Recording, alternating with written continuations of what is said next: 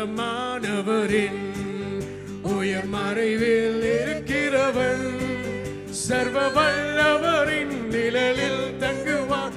இது பரமசிலாக்கியமே. சர்வ வல்லவரின் நிழலில் தங்குவான்.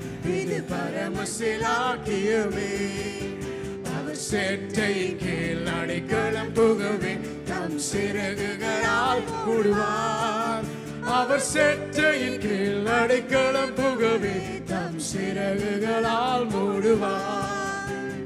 தேவனின் அடைக்கலமே என் கோட்டையும் மரணும் அவர்.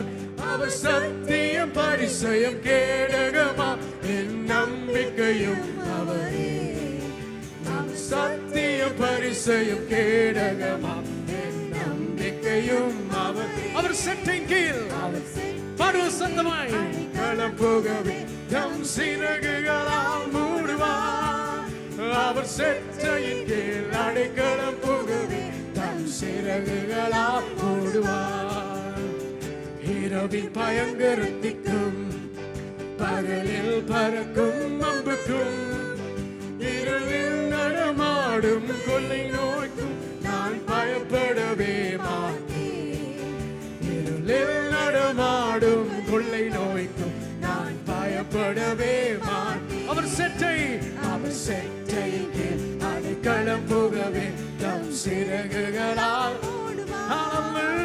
அவர் செட்டையின் கீழ் அடைக்கலம் புகவே தம் சிறகுகளால் மூடுவார். 1000 10,000 பேர்கள் உன் பக்கம் விழுந்தாலும் அது ஒரு காலத்தில் உன்னை அடைந்திடாது.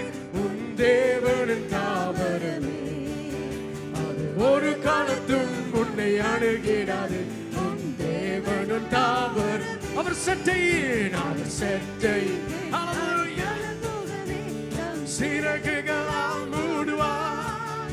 அவர் செட்டையின் கீழ் அடைக்கலம் புகவே தம் சிறகுகளால் மூடுவார். தேவனும் அடைக்கலமே ஒரு பொல்லாப்பு உன்னை சேருவோ. ஒரு வாதையும் கூடாரத்தை அணுகாமலை காத்திடுவார். ஒரு வாதையும் உன் கூடாரத்தை அணுகாமலை காத்திடுவார். அவர் செட்டை அடைக்கலம் புகவே தம் சிறகுகளால் மூடுவார். அவர் செட்டையின் கீழ் அடைக்கலம் புகவே தம் சிறகுகளால் மூடுவார். ஹல்லேலூயா. தேவனுன் அடைக்கலமே உன் பொல்லாப்பு உன்னை சேருவோ. ஒரு வாதையும் கூடாரத்தையே அணுகாமலை காத்திடுவார். சொல்லுவோம். ஒரு வாதையும் உன் கூடாரத்தையே அணுகாமலை. சத்தமாய் கரங்களை தட்டி செட்டையின் கீழ் அடைக்கலம் புகவே தம் சிறகுகளால் மூடுவார். அவர் செட்டையின் கீழ் அடைக்கலம் தம் சிறகுகளால். அவர் செட்டையின் கீழ் அடைக்கலம் புகவே தம் சிறகுகளால் மூடுவார். ஹல்லேலூயா. தம் சிறகுகளால் மூடுவார்.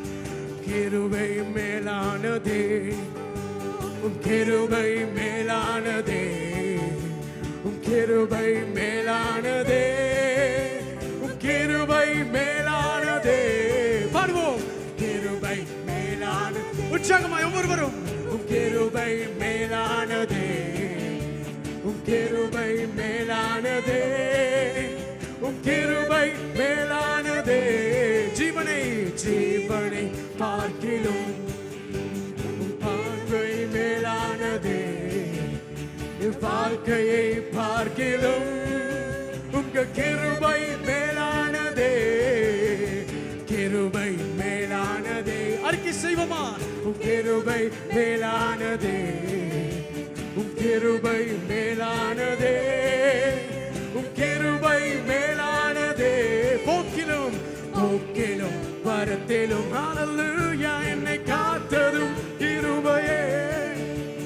கால்கள் இடராமல் என்னை காத்திடும்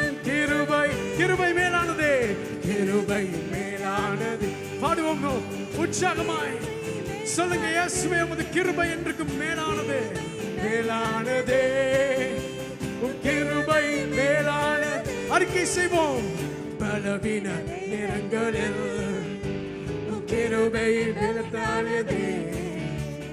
சோர்வுற்ற வேளைகளில் உம் கிருபை என்னை தாங்கிற்றே.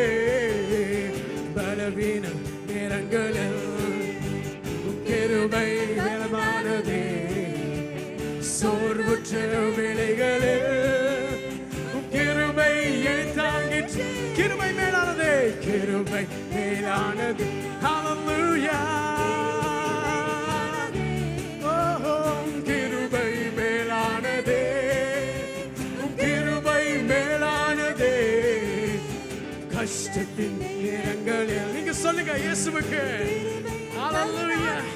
ராஜாவே, கண்ணீரின் மத்தியிலும் உன் கிருபை என்னை தாங்கிற்றே. கஷ்டத்தின் நேரங்களில் உன் கிருபை மேலானதே. கண்ணீரின் மத்தியிலும் உன் கிருபை என்னை தாங்கிற்றே. கிருபை மேலானதே, கிருபை மேலானதே. சொல்லுங்க, கிருபை மேலானதே. உமது கிருபை மேலானது ராஜா. உன் கிருபை மேலானதே, கிருபை மேலானதே. கரங்களை தட்டி உற்சாகமாய் கிருபை, உன் கிருபை இயேசுவே, உன் கிருபை. ஹல்லேலூயா. உன் கிருபை ஆவியானவரே. ஓ ரவஷகரம். உன் கிருபை, உன் கிருபை மேலானதே. உன் கிருபை மேலானதே. ஓ உன் கிருபை மேலானதே. உன் கிருபை மேலானதே. உன் கிருபை மேலானதே. சொல்லுவோம். உன் கிருபை மேலானதே. உன் கிருபை மேலானதே. கிருபை மேலானதே. உற்சாகமாய் கரங்களை தட்டி இயேசுவை ஸ்தோத்தரிப்பு. எருசலேமே, கோழி தன் குஞ்சுகளை ஏற்றணைக்கும் ஏக்கத்தின் குரல் கேட்டே. தாய்ப்பறவை துடித்திடும் பாசம் கண்டே. தாவரமாய் சிறகையில் தஞ்சமானே. கனிவான எருசலேமே, கனிவான எருசலேமே, பரம எருசலேமே, பரலோகம் விட்டிறங்குதே. அழகார மணவாட்டியா, அழகாக ஜொலித்திடுதே. ஓ பரம எருசலேமே, பரலோகம் விட்டிறங்குதே. அழகார மணவாட்டியா, ஜொலித்திடுதே. ஜீவதேவன் நகரில் குடி புகுந்தே. சீயோன் மலை சீருக்கு சொந்தமானே. நீதி தேவன் நீலழி சீரும் புதைத்தே. நீதிமான்கள் ஆவியில் மருவி நின்றே. மேலான எருசலேம் பாடுவோம். மேலான எருசலேம், மேலான எருசலேமே, மேலான எருசலேம். ஹல்லேலூயா. மேலான எருசலேம், பரம எருசலேமே, பரம எருசலேமே, பரலோகம் விட்டிறங்குதே. அழகான மணவாட்டியா, அழகாக ஜொலித்திடுதே. சர்வ சங்க சபையின் அங்கமானே. சர்வலோக நடுவரின் அருகில் வந்தே. பரிந்துரைக்கும் இரத்தத்தில் மூழ்கி நின்றேன். பரிவாரமாய் தூதர்கள் ஆடி நின்றேன். ஆஹா என் எருசலேமே, ஹல்லேலூயா. ஆஹா என் எருசலேமே, ஆஹா. ஓ ஆஹா என் எருசலேமே, எருசலேமே, ஆஹா என் எருசலேமே, பரம எருசலேமே, பரம எருசலேமே, பரலோகம் விட்டிறங்குதே. அழகான மணவாட்டியா, அழகாக ஜொலித்திடுதே. விடுதலையே, விடுதலை, விடுதலை,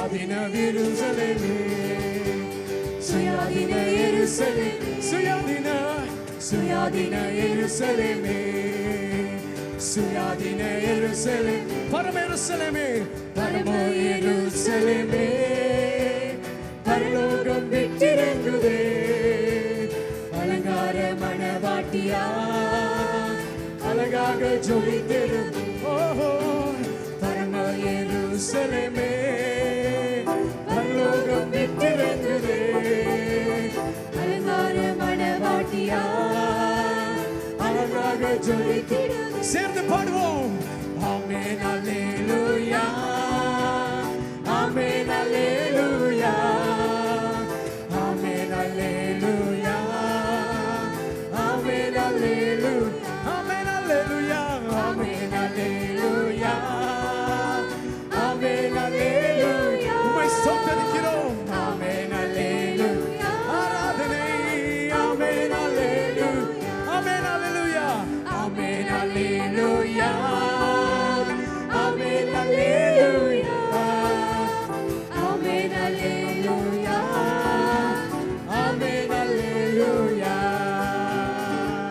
ஹalleluya ஹalleluya ஓ இயேசுவே நன்றி இயேசுவே தலை சாய்க்கும் கல்லீரையா மூளை கல்லீரையா சேர்ந்து பாடுவோம் தலை சாய்க்கும் கல்லீரையா மூளை கல்லீரையா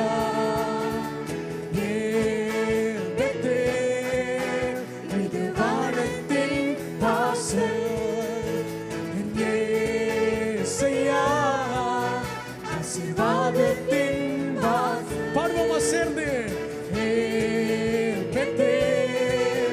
இது வானத்தின் வாசல் ஏசையா ஆசீர்வாதத்தின் வாசல் மேற்கு கிழக்கு வடக்கு தெற்கு என்று வாழ்கிறே பூமியின் துளைப்போ சந்ததி எழுதும் என்று வாக்குரைத்தீரே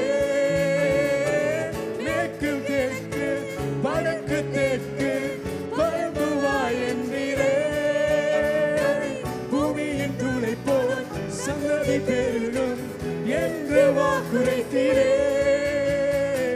சொன்னதை செய்யும் அளவு என்னை கைவிடவே மாட்டேன் எனக்கு சொன்னதை செய்யும் அளவு எனக்கு கைவிடவே மாட்டேன்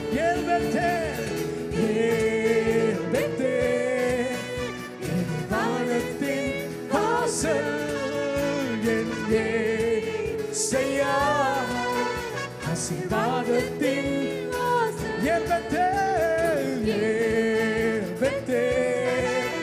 இது வானத்தின் வாசல் எங்கே செய்யா எங்கே செய்யா ஆசீர்வாதத்தின் வாசல் பூமியின் வம்சங்கள் உனக்கும் சந்ததிக்கும் ஆசீர்வதிக்கப்படும் என்று ஆசீர்வாத வாய்க்காலாக என்னை மாற்றினீரே பூமியின் வம்சங்கள் உனக்கும் சந்ததிக்கும் ஆசீர்வதிக்கப்படும் ஆசீர்வாத வாய்க்காலாக என்னை மாற்றினீரே சொன்னதை செய்யும் அளவில் என்னை கைவிடவே நீர் மாத்திரமையா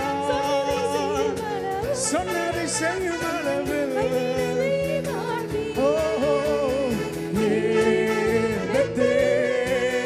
இது வானத்தின் வாசல் என் ஏசையா செய்யா ஆசீர்வாதத்தின் வாசல் இது வானத்தின் வாசல் என் ஏசையா ஆசீர்வாதத்தின் வாசல் செல்லும் இடமெல்லாம் என்னோடு இருந்து என்னை கனப்படுத்துவீர் தகப்பன் தேசத்துக்கு திரும்பும் வரையில் அறிக்கை செய்ய ஒருவரும் எல்லும் இடமெல்லாம் என்னோடு இருந்து என்னை கனப்படுத்துவே. தகப்பன் தேசத்துக்கு திரும்பும் வரையில் என்னை காப்பாற்றுவே. சொன்னதை செய்யும் அளவில் என்னை கைவிடவே மாட்டேன். நீங்க சொல்லுங்க இயேசுவுக்கு, நீங்க அறிக்கை செய்ய இயேசுவுக்கு, நீங்க சொல்லுங்க இயேசுவே நீ என்னை கைவிட மாட்டாய். சொன்னதை செய்யும் அளவில் என்னை கைவிடவே மாட்டேன். நீரே சொன்னதை செய்யும் அளவில் என்னை கைவிடவே மாட்டேன்.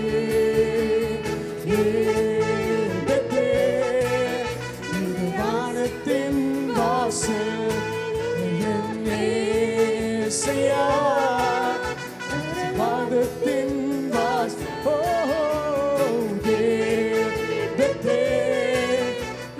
வானத்தின் வாசல்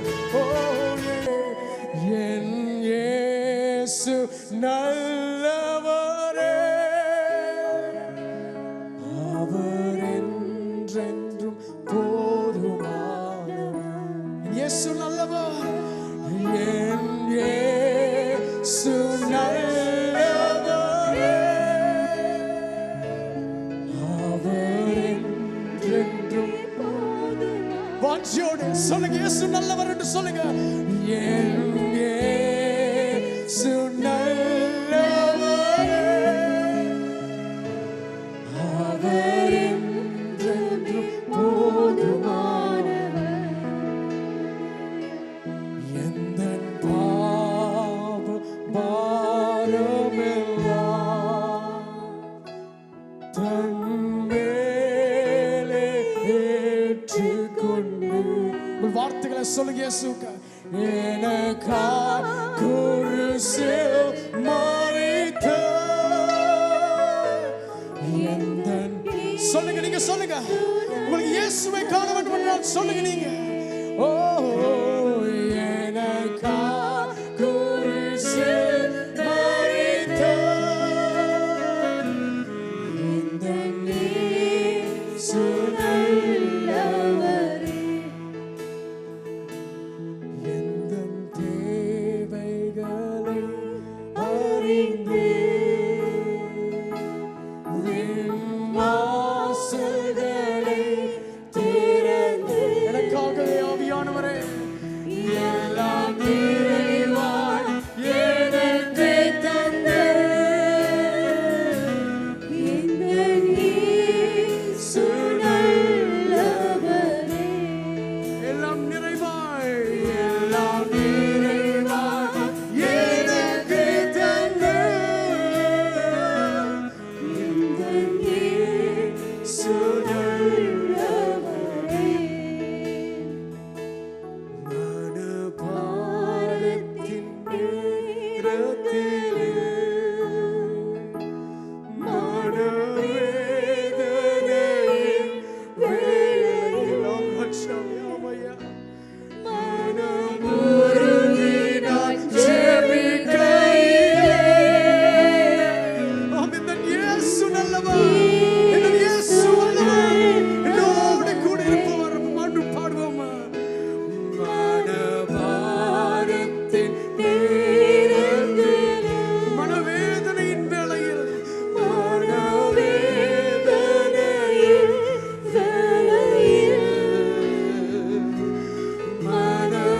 மனமுருகினாய் ஜெபிக்கையிலே எந்தன் இயேசு நல்லவரே. வியாதி நேரத்தில் மருத்துவரே.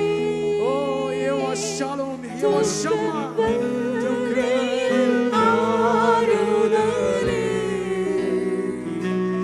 கொடும் வேதனை நீலவரே. எந்தன் இயேசு நல்லவரே. அவர் நல்லவர். கொடும் வேதனை நீலவரே. எந்தன் இயேசு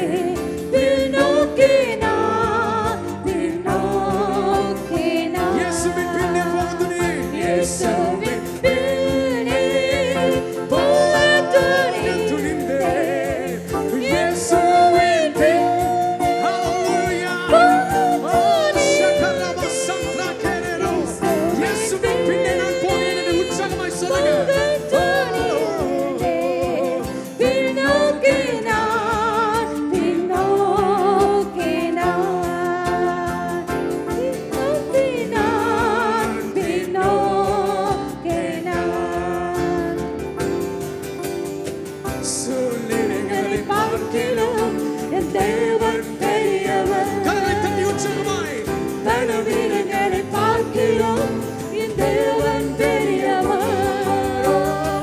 சூழ்நிலைகளை பார்க்கிறோம் என் தேவன் பெரியவர். பலவீனங்களை பார்க்கிறோம் என் தேவன் பெரியவர். சூழ்நிலைகளை பார்க்கிறோம் என் தேவன் பெரியவர். பலவீனங்களை பார்க்கிறோம் என் தேவன் பெரியவர். யுத்தம் செய்வோம், ஜெபத்தினால் யுத்தம் செய்வோம். ஜெபத்தினாலே அறிக்கையால் யுத்தம் செய்வோம். அறிக்கையாலே இப்படித்தான் யுத்தம் செய்வோம். இப்படித்தான் யுத்தம் செய்வோம். ஹல்லேலூயா. இன்னைக்கு நாங்கள் யுத்தத்தில் தான் ஈடுபட்டு கொண்டிருக்கிறோம். ஹல்லேலூயா. ஆண்டவருடைய வார்த்தைக்கு போவோமா? எத்தனை பேர் இந்த ரெஸ்லிங் மேட்ச் பார்த்துருக்கிறீங்க? ரெஸ்லிங்கண்டா தமிழில் மல்யுத்தம். எத்தனை பேர் பார்த்துருக்கிறீங்க? அந்த ஃபைட் ஸ்டார்ட் பண்ண முதல்ல அவங்க ஒரு காரியம் செய்வார்கள். என்ன தெரியுமா? கைகளை இப்படி தேய்ப்பார்கள். ஆமென். இப்போ நாங்களும் சாத்தானோட ரெஸ்லிங் மேட்ச் தான் பண்ண போகிறோம். வார்த்தை பேசப்படும் பொழுது சாத்தானுக்கு பிடிக்காது. ஆனபடியால் நாங்கள் யாவரும் மொபைல் ஃபோனெல்லாம் சைலன்ஸில் போட்டுட்டு கவனமாக ஆண்டவருடைய வார்த்தையை கேட்போம். ஏனென்றால் வார்த்தை எங்களை விடுதலையாக்கும். ஆமென். அல்லேலூயா. கிறிஸ்தவர்களுக்கு மிகவும் முக்கியமான ஒரு காரியம், அதாவது ஆண்டவரோடு இடைப்படுவதற்கு முக்கியமான ஒரு காரியம் என்னவென்றால் விசுவாசம். அப்படி விசுவாசம். இந்த விசுவாசம் என்ற காரியத்தை குறித்து அநேகர் போதித்திருக்கிறார்கள், புத்தகங்கள் கூட எழுதப்பட்டிருக்கிறது. ஆனாலும் இந்த விசுவாசம் அநேக கிறிஸ்தவர்களுக்கு ஒரு பெரிய ஒரு கஷ்டமான காரியமாக இருக்கிறது. ஆண்டவர்கிட்ட கேட்டால் ஆண்டவர் சொன்னார், உனக்கு கடுகளவு வித்தியாசம் இருந்தால் போதும் என்று சொன்னார். ஆனாலும் அநேக கிறிஸ்தவர்கள் இந்த விசுவாசத்தை குறித்து அவர்கள் சரியாக கஷ்டப்படுகிறார்கள். நாங்கள் பார்க்கிறோம் வேதாகமத்தில் எபிரேயர் 11ஆம் அதிகாரம் 6ஆம் வசனம் சொல்கிறது, விசுவாசம் இல்லாமல் தேவனை பிரியப்படுத்த முடியாது. விசுவாசம் இல்லாமல் தேவனை பிரியப்படுத்த முடியாது. அப்படியானால் விசுவாசம் என்பது எவ்வளவு ஒரு முக்கியமான காரியம் என்பதை எங்களால் உணர்ந்து கொள்ள முடியும். ஆமென். இப்போ பூமியில் நாங்கள் ஒரு டிரான்சாக்ஷன் செய்ய வேண்டுமானால் பணம் கொடுக்க வேண்டும். ஏதாவது பொருள் வாங்க அல்லது விற்க செய்ய வேண்டுமானால் அதிலே பணம் அவசியம். ஆனால் பரலோகத்தோடு ஒரு டிரான்சாக்ஷன் செய்ய வேண்டுமானால் விசுவாசம் தேவை. ஆமென். ஆண்டவருக்கு காணிக்கை கொடுத்தாலும் விசுவாசத்தோடு கொடுக்கும் பொழுதுதான் அதை அவர் ஏற்றுக்கொள்கிறார். ஆண்டவருக்கு ஊழியம் செய்யும் பொழுதும் ஏதாவது ஒரு காரியத்தை ஆண்டவருக்காக செய்யும் பொழுதும் விசுவாசத்தோடு செஞ்சால்தான் ஆண்டவர் அதை ஏற்றுக்கொள்கிறார். அதனால்தான் வேத வசனங்களிலே நாங்கள் பார்க்கிறோம். ரோமர் 1ஆம் அதிகாரம் 14ஆம் வசனத்திலே அங்கே சொல்லப்பட்டிருக்கிறது, விசுவாசத்தினாலே நீதிமான் பிழைப்பான். ஆமென். இன்னும் ஆபக்கூக் 2ஆம் அதிகாரம் 4ஆம் வசனத்திலேயும் சொல்லப்பட்டிருக்கிறது, தன் விசுவாசத்தினாலே நீதிமான் பிழைப்பான். இன்னும் ஒரு வசனம் கலாத்தியர் 3:11 சொல்லப்பட்டிருக்கிறது, ஏனெனில் விசுவாசத்தினாலே நீதிமான் பிழைப்பான் என்று எழுதியிருக்கிறதே. ஆனபடினால் அன்பு சகோதர சகோதரிகளே, இந்த விசுவாசம் என்பது மிகவும் முக்கியமான ஒரு காரியம். ஏனென்றால் விசுவாசத்திலே நாங்கள் நடந்தால்தான் தேவனுடைய மகிமையை நாங்கள் காண்போம். ரைட். சரி, இப்பொழுது நாங்கள் ஒரு சின்ன சம்பவத்தை நாங்கள் வாசிக்க போகிறோம். யோவானுக்கு எழுதின சுவிசேஷத்திலே 20ஆம் அதிகாரம் முதல் 9 வசனங்கள். தயவுசெய்து இதை கவனமாக கேளுங்க, கொஞ்சம் ஸ்லோவாக வாசிங்க என்று எல்லாரும் இதை புரிந்து கொள்ள வேண்டும். யோவானுக்கு எழுதின சுவிசேஷம் 20ஆம் அதிகாரம் முதல் 9 வசனங்கள். வாரத்தின் முதல் நாள் காலையில் அதிக இருட்டோடே மகதலேனா மெரியாள் கல்லறையிடத்துக்கு வந்து கல்லறையை அடைத்திருந்த கல் எடுத்து போட்டிருக்க கண்டாள். உடனே அவள் ஓடி சீமோன் பேதுருவினிடத்திலும் இயேசுவுக்கு அன்பாய் இருந்த மற்ற சீஷனிடத்திலும் போய் கர்த்தரை கல்லறையிலிருந்து எடுத்துக்கொண்டு போய்விட்டார்கள், அவரை வைத்த இடம் எங்களுக்கு தெரியவில்லை என்றாள். அப்பொழுது பேதுருவும் மற்ற சீஷனும் கல்லறையிடத்திற்கு போகும்படி புறப்பட்டு இருவரும் ஒருமித்து ஓடினார்கள். பேதுருவை பார்க்கிலும் மற்ற சீஷன் துரிதமாய் ஓடி முந்தி கல்லறையிடத்தில் வந்து அதற்குள்ளே குனிந்து பார்த்து சீலைகள் கிடக்கிறதை கண்டான். ஆனாலும் அவன் உள்ளே போகவில்லை. சீமோன் பேதுரு அவனுக்கு பின்னே வந்து கல்லறைக்குள்ளே பிரவேசித்து சீலைகள் கிடக்கிறதையும் அவருடைய தலையில் சுற்றியிருந்த சீலை மற்ற சீலைகளுடனே வைத்திராமல் தனியே ஒரு இடத்திலே சுருட்டி வைத்திருக்கிறதையும் கண்டான். சரி, போதும். நாங்கள் இந்த இடத்துல பார்க்கிறோம், இப்பொழுது இயேசு சிலுவையிலே அறையப்பட்டு அவர் இப்பொழுது அடக்கம் பண்ணப்பட்டு விட்டார். கல்லறையிலே அவருடைய உடம்பு வைக்கப்பட்டிருக்கிறது. அப்போ வாரத்தின் முதல் நாள், அதாவது ஞாயிற்றுக்கிழமை முதல் நாள் காலையிலே இருட்டாக இருக்கிற நேரத்திலே அங்கே மகதலேனா மரியாள் அந்த கல்லறை பக்கத்துக்கு வருகிறாள். வந்து அந்த கல் புரட்டப்பட்டிருக்கிறதை கண்ட உடனே அவருக்கு ஒரு ஷாக். ரைட்டா? ஏனென்றால் இந்த கல் ரோம சேவகர் தங்களுடைய சீலெல்லாம் வைத்து உறுதிப்படுத்தப்பட்ட ஒரு கல். அது தள்ளப்பட்டிருக்கிறதை கண்டு அவள் ஓடி போய் சீஷரிடத்தில் சொல்லுகிறார், கல் புரட்டப்பட்டிருக்கிறது, ஆண்டவருடைய சடலத்துக்கு என்ன நடந்தது என்று தெரியாது. ரைட்டா? அப்பொழுது என்ன நடக்குது? சீமோன் பேதுருவும் மற்ற சீஷன், அதாவது யோவான் எப்பொழுதும் தன்னை ஆண்டவரால் நேசிக்கப்படுகிற ஒரு சீஷன் என்று தான் அவன் தன்னை காட்டுவான். ஆமென். அவர் 2 பேரும் ஓடுகிறார்கள். இப்போ யோவான் பேதுரை விட ஃபாஸ்ட்டாக ஓடி அந்த வாசலில் போய் நிற்கிறான். பேதுரு அதன் பிறகு வந்து பேதுரு நேரடியாக உள்ளுக்கு போய் விடுறான். அதுக்கு பிறகு யோவானும் போய் அங்கே அவர்கள் பார்க்கிறார்கள், சடலத்தை காணவில்லை. ஆனால் சடலத்தை சுற்றி இருந்த துணி எல்லாம் ஒழுங்காக ஒரு இடத்திலே வைக்கப்பட்டிருக்கிறதை அவர்கள் காண்கிறார்கள். சரி, இந்த கதையில் இந்த 8ஆம் வசனமும் 9ஆம் வசனத்தில் தான் விஷயமே இருக்குது. 8ஆம் வசனத்தை வாசிங்க. முந்தி கல்லறை இடத்திற்கு வந்த மற்ற சீஷனும் அப்பொழுது உள்ளே பிரவேசித்து கண்டு விசுவாசித்தான். ஆமென். அவர் கொஞ்சம் பாருங்க, இதை நீங்கள் எத்தனையோ முறை வாசித்திருப்பீங்க. ஆனால் நான் சொல்ல போகிற காரியத்தை நீங்கள் ஒரு பொழுதும் கண்டுபிடித்திருக்க மாட்டீர்கள். யோவான் யார்? இப்போ ஆண்டவருக்கு 12 சீஷர்கள் இருந்தார்கள். அதில் 3 சீஷர் கொஞ்சம் ஸ்பெஷல், பேதுருவும் யோவானும் யாக்கோபும்.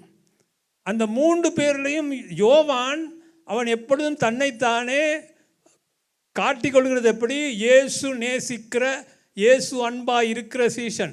அவன் தான் தன்னுடைய தலையும் ஆண்டவருடைய மார்பிலே சாய்த்த ஒரு சீஷன். இப்போ இவன் போய் பார்த்து வசனம் என்ன சொல்லுகிறது? கண்டு விசுவாசித்தான். எப்படி? கண்டு விசுவாசித்தான். யோவானே யோவானே, ஆண்டவர் என்னை நேசிக்கிறார் என்று தன்னை காட்டிக்கொள்ளுகிற யோவானே, கண்டு விசுவாசிக்கிறது விசுவாசம் அல்ல. ஆமென். கண்டு விசுவாசிக்கிறது விசுவாசம் அல்ல. கொஞ்சம் யோசித்து பாருங்க. இன்றைக்கு தான் முதல் முறை இதை பார்க்குறீங்க, ரைட்டா? அந்த யோவான், ஆண்டவருடைய மார்பிலே தன்னுடைய தலையை சாய்த்த யோவான், அவன் என்ன சொல்கிறான்? கண்டு விசுவாசித்தோம், அது விசுவாசம் அல்ல. இதுதான் இன்றைய கிறிஸ்தவர்களுடைய நிலைமை. No faith. கண்டால் விசுவாசிப்போம். அடுத்த வசனத்தை பார்த்தீங்க, 9ஆம் வசனம். அவர் மரித்தோரிலிருந்து எழுந்திருக்க வேண்டும் என்கிற வேத வாக்கியத்தை அவர்கள் இன்னும் அறியாதிருந்தார்கள். அது எப்படி? சங்கீதங்களிலே எத்தனையோ இடங்களிலே தீர்க்க தரிசனமாக எழுதப்பட்டிருக்கிறது, ஆண்டவர் மரிப்பார் எழுந்திருப்பார் என்று. ஏசாயா தீர்க்கதரிசி தீர்க்க தரிசனமாக சொல்லி இருக்கிறான். ஓசியா தீர்க்கதரிசி சொல்லி இருக்கிறான். இயேசுவே எத்தனையோ முறை சொன்னார், நான் மரிப்பேன், 3ஆம் நாள் உயிர் தெழுவேன்.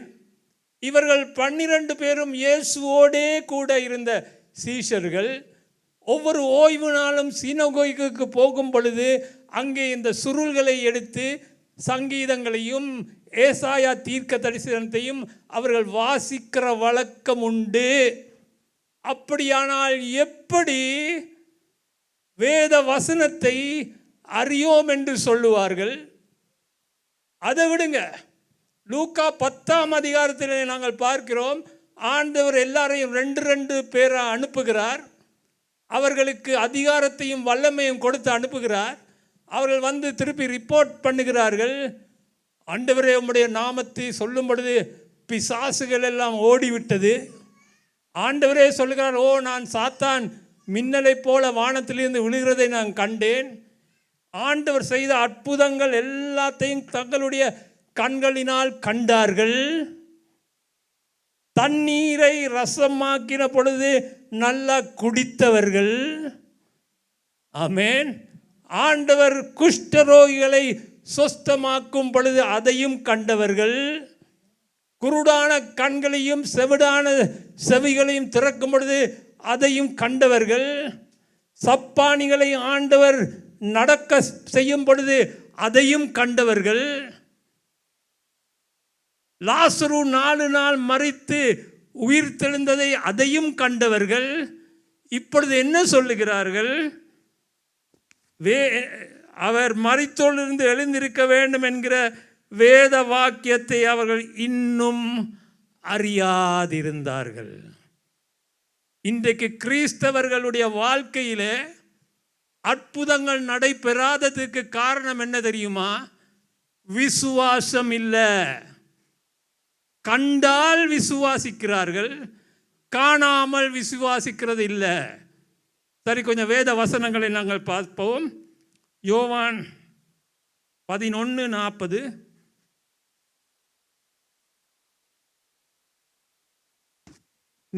இயேசு அவனை நோக்கி, நீ விசுவாசித்தால் தேவனுடைய மகிமையை காண்பாய் என்று. நீ விசுவாசித்தால் தேவனுடைய மகிமையை காண்பாய்.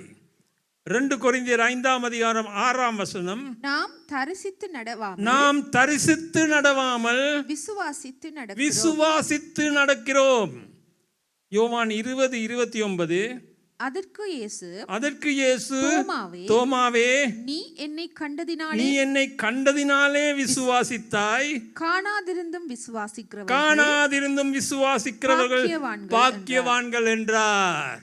அன்புள்ள சகோதர சகோதரிகள், எத்தனை பேர் இன்றைக்கு சொல்ல போறீங்க, எனக்கு தேவைகள் உண்டு, எனக்கு அற்புதங்கள் அவசியம், ஆனாலும் அதை காணாமல் நான் விசுவாசிக்க போகிறேன்?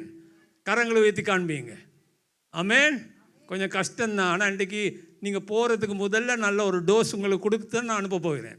உங்களோட விசுவாசத்தை அப்படியே எழுப்பிவிட போகிறேன். ஆமென். ஏனென்றால் விசுவாசம் இல்லாமல் தேவனை பிரியப்படுத்த முடியாது. சரி, நாங்கள் போவோம். மார்க்கு 11ஆம் அதிகாரம் 22-23 வசனம். இயேசு அவர்களை நோக்கி, தேவனிடத்தில் விசுவாசம் உள்ளவர்களாய் இருங்கள். எவனாகிலும் இந்த மலையை பார்த்து நீ பெயர்ந்து சமுத்திரத்திலே தள்ளுண்டு போ என்று சொல்லி தான் சொன்னபடியே நடக்கும் என்று தன் இருதயத்தில் சந்தேகப்படாமல் விசுவாசித்தால் அவன் சொன்னபடியே ஆகும் என்று மெய்யாகவே உங்களுக்கு சொல்லுகிறேன். நீங்க இந்த வசனத்தை அநேகம் பேர் எத்தனையோ முறை வாசித்திருப்பீங்க, கேட்டிருப்பீங்க. ஆனால் இந்த வசனத்தில் ஆண்டவர் இது ஆண்டவர் சொல்லுகிற ஒரு கதை அல்ல, குட்டி பிள்ளைகளுக்கு சொன்ன ஒரு கதை அல்ல. ஆமென். விசுவாசிகளுக்கு சொல்லுகிற கதை. இது உண்மையா நடக்கும். ஆமென். நடக்குமா? மலை போகுமா? ஆமென். பாருங்க, ஆண்டவர் என்ன சொல்கிறார்? எவனாகிலும் இந்த மலையை பார்த்து, எங்களுடைய வாழ்க்கையிலே மலைகள் இருக்கின்றன, பிரச்சனைகள். பணப்பிரச்சனை ஒரு மலை போல இருக்கும், குடும்ப பிரச்சனை ஒரு மலை போல இருக்கும், வியாதிகள் ஒரு மலையை போல இருக்கும். ஆண்டவர் என்ன சொல்லுகிறார்? அந்த மலையை பார்த்து பேசு. ஏன் தெரியுமா? அந்த மலைக்கு காது இருக்குது. ஆமென். நீங்க பேசுறதை அந்த மலை கேட்கும். அந்த மலைக்கு கேட்கிற பலன் உண்டு. ஆண்டவர் என்ன சொல்லுகிறார்? நீங்கள் எவனாகிலும் இந்த மலையை பார்த்து நீ பெயர்ந்து சமுத்திரத்திலே தள்ளுண்டு போ என்று சொல்லி என்ன செய்ய வேண்டும்? சொல்ல வேண்டும். நினைத்தால் போதாது, சொல்ல வேண்டும். ஆமென். எத்தனையோ சொற்களை சொல்லுகிறோம் ஒரு நாளைக்கு. ஆனால் மலைகளை பார்த்து சொல்லுங்க, மலைகளை பார்த்து பேசுங்க, மலைகளை பார்த்து ஒரு கமாண்ட் கொடுங்க. ஆமென். நாங்கள் மலைகளை பார்த்து சொல்லி, இதுதான் மிக முக்கியமான காரியம், தான் சொன்னபடியே நடக்கும் என்று தன் இருதயத்திலே சந்தேகப்படாமல் விசுவாசித்தால், அதுதான் கஷ்டமான ஒரு காரியம். மலையை பார்த்து சொல்லி நீ அகன்று போ என்று சொல்லி சொன்னது நடக்கும் என்று இருதயத்திலே விசுவாசித்தால், அந்த இருதயத்திலே விசுவாசிக்கிறது தான் கொஞ்சம் கஷ்டம். ஏன் தெரியுமா? நாங்கள் அநேக தரம் என்ன செய்கிறோம்? மனதினால் விசுவாசிக்கிறோம். எங்களுடைய மனசு. இப்போ உங்களுக்கு தெரியும், ஒரு மனிதனுக்கு 3 காரியங்கள் இருக்கின்றன: ஆவி, ஆத்துமா, சரீரம். இப்போ சரீரம் தான் நீங்கள் வெளிப்படையாக பார்க்குற உங்களுடைய உடம்பு. ஆத்துமா என்றால் என்ன? ஆத்துமா என்றால் உங்களுடைய நினைக்கிற நினைவுகள், உங்களுடைய உணர்ச்சிகள், நீங்கள் டிசிஷன்ஸ் எடுக்கிறது, அது எல்லாம் ஆத்துமா. நல்லது செய்வோமா கெட்டது செய்வோமா என்று ஒரு தீர்மானம் எடுக்கிறது ஆத்துமா. இது ரெண்டையும் விட ஒரு ஸ்பெஷல் ஐட்டம் இருக்கு, அதுதான் ஆவி. ஆமென். ஆண்டவர் சரீரத்தோடு இடைப்பட மாட்டார், ஆத்மாவோடு இடைப்பட மாட்டார், ஆவியோடு தான் இடைப்படுவார். ஏனென்றால் நீங்கள் இயேசுவை ஏற்றுக்கொள்வதற்கு முன்பதாக உங்களுடைய ஆவி மரண நிலையிலே இருந்தது. நீங்கள் எப்பொழுது இயேசுவை ஏற்றுக்கொண்டீர்களோ உடனடியாக உங்களுடைய ஆவி உயிர்த்தெழுந்தது. ஆமென். உங்களுடைய ஆவி தான் உங்களுடைய உள்ளான மனிதன். நான் ஒரு வசனத்தை காட்டி கொடுக்கிறேன். 1 கொரிந்தியர் 6ஆம் அதிகாரம் 17ஆம் வசனம். அப்படியே கர்த்தரோடு இசைந்திருக்கிறவனும் கர்த்தரோடு இருக்கிறவனும் அவருடனே ஒரே ஆவியாயிருக்கிறான். நீங்க இயேசுவை ஏற்றுக்கொண்ட பொழுது பரிசுத்த ஆவியானவர் உங்களுக்குள்ளே வந்து உங்களுடைய ஆவியோடு, இந்த ஆவிக்குரிய மனிதனோடு இணைத்து கொள்ளுகிறார். அதன் பிறகு உங்களுடைய ஆவி பரிசுத்த ஆவியானது 2 காரியம் இல்லை, ஒரே காரியம், ஒரே ஆவி. ஆமென். ஆண்டவர் என்ன சொல்லுகிறார்? நீ இந்த மலையை பார்த்து பேசி ஆவியிலே, உள்ளான மனிதன் அந்த பரிசுத்த ஆவியானவர் இருக்கிற அந்த ஆவியிலே நீ விசுவாசித்தால் நீ சொன்னது நடக்கும். எங்களுடைய ஆத்துமாவினால், எங்களுடைய ஆவிதான் எங்களுடைய ஆத்துமாவை சுத்திகரிக்கும். பரிசுத்த ஆவியானவர் எங்களுடைய ஆவியோடு இணைந்திருந்து அவர் தான் எங்களுடைய மனசை சுத்திகரிக்கிறார். அதன் நிமித்தமாக எங்களுடைய மனசு சுத்திகரித்தபடியினால்தான் எங்களுடைய கிரியைகளும் சுத்தமாகிறது. ஆமென். அப்ப ஆண்டவர் என்ன சொல்கிறார்? நீ உன் இருதயத்தில் இதை விசுவாசிக்க வேண்டும். அந்த விசுவாசிக்கிறதுக்கு உங்களுக்கு பலனை தருவது பரிசுத்த ஆவியானவர். ஆமென். அப்ப நீங்க உங்களுடைய ஆவியிலே விசுவாசிக்க வேண்டும். ஆவியிலே விசுவாசிக்கிறது எப்படி? சொன்னதை திருப்பி திருப்பி சொல்லி கொண்டே இருக்க வேண்டும். ஒருக்கா 2 முறை சொன்னா சரி வராது. மலையை பார்த்து சொல்லி கொண்டே இருக்க வேண்டும். இயேசுவின் நாமத்திலே நீ அகர்ந்து போ. சொல்லி சொல்லி சொல்லி கொண்டு இருக்கும் பொழுது உங்களுடைய விசுவாசம் உங்களுடைய ஆவியிலே எழும்பி, அப்பொழுதுதான் நீங்கள் ஆவியிலே நீங்கள் நம்ப தொடங்குவீர்கள். அதன் பிறகு ஒருவராலும் உங்களை அசைக்க முடியாது. ஆமென். அன்புள்ள சகோதர சகோதரிகளே, நான் சொல்றது விளங்குச்சுதா? மனிதன் ஒரு ஆவி. நீங்க எல்லாரும் ஒரு ஆவி. இங்க உட்கார்ந்து இருக்கிறீங்க, நீங்க எல்லாரும் ஒரு ஆவி. ஆமென்.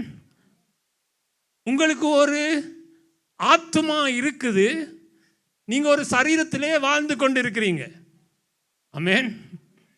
நீங்க மரணம் அடைந்த பிறகு உங்களுடைய சரீரம் கணத்தைக்கு போகும். உங்களுடைய ஆத்மாவும் ஆவியும் நீங்க பரிசுத்தமாக வாழ்ந்திருந்தீங்களானால் ஆண்டவர்கிட்ட போகும், அல்லது நரகத்துக்கு தான் போகும். ஆமென். அன்புள்ள சகோதர சகோதரிகளே, கிறிஸ்தவம் என்பது சரீர பிரகாரமான ஒரு காரியம் அல்ல, ஆவிக்குரிய காரியம். இதை நீங்க புரிந்து கொள்ள வேண்டும். ஏனென்றால் நம்முடைய தேவன் ஆவியாய் இருக்கிறார். ஆமென். நாங்கள் இருதயத்திலே நம்பும் பொழுது, இருதயத்திலே விசுவாசிக்கும் பொழுது, அந்த விசுவாசம் எப்படி? அதுதான் வேத வசனம் சொல்லுகிறது ரோமர் புத்தகத்திலே, விசுவாசம் கேள்வியினால் வரும், கேள்வி தேவனுடைய வசனத்திலே இருந்து வரும். அப்படி இந்த வசனத்தை வாசிக்க வாசிக்க வாசிக்க, இந்த வசனத்தை வாசித்து மலையை பார்த்து பேசி, இந்த வசனத்தை வாசித்து மலையை பார்த்து பேசி, பேச பேச பேச அந்த வார்த்தை உங்களுடைய ஆவிக்குள் போய் உங்களுடைய ஆவி புதிதாக்கப்பட்டு விசுவாசத்திலே பலனடைகிறது. ஆமென். சரி, விசுவாசித்தால் அவன் சொன்னபடியே ஆகும் என்று மெய்யாகவே உங்களுக்கு சொல்லுகிறேன் என்று ஆண்டவர் சொல்லுகிறார். ஆண்டவர் எப்பொழுதும் மெய்யாகவே என்று சொன்னால் அது மெய்யாகவே நடக்கும். ஆமென்.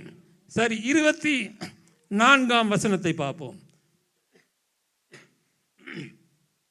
மார்க்கு 11:24.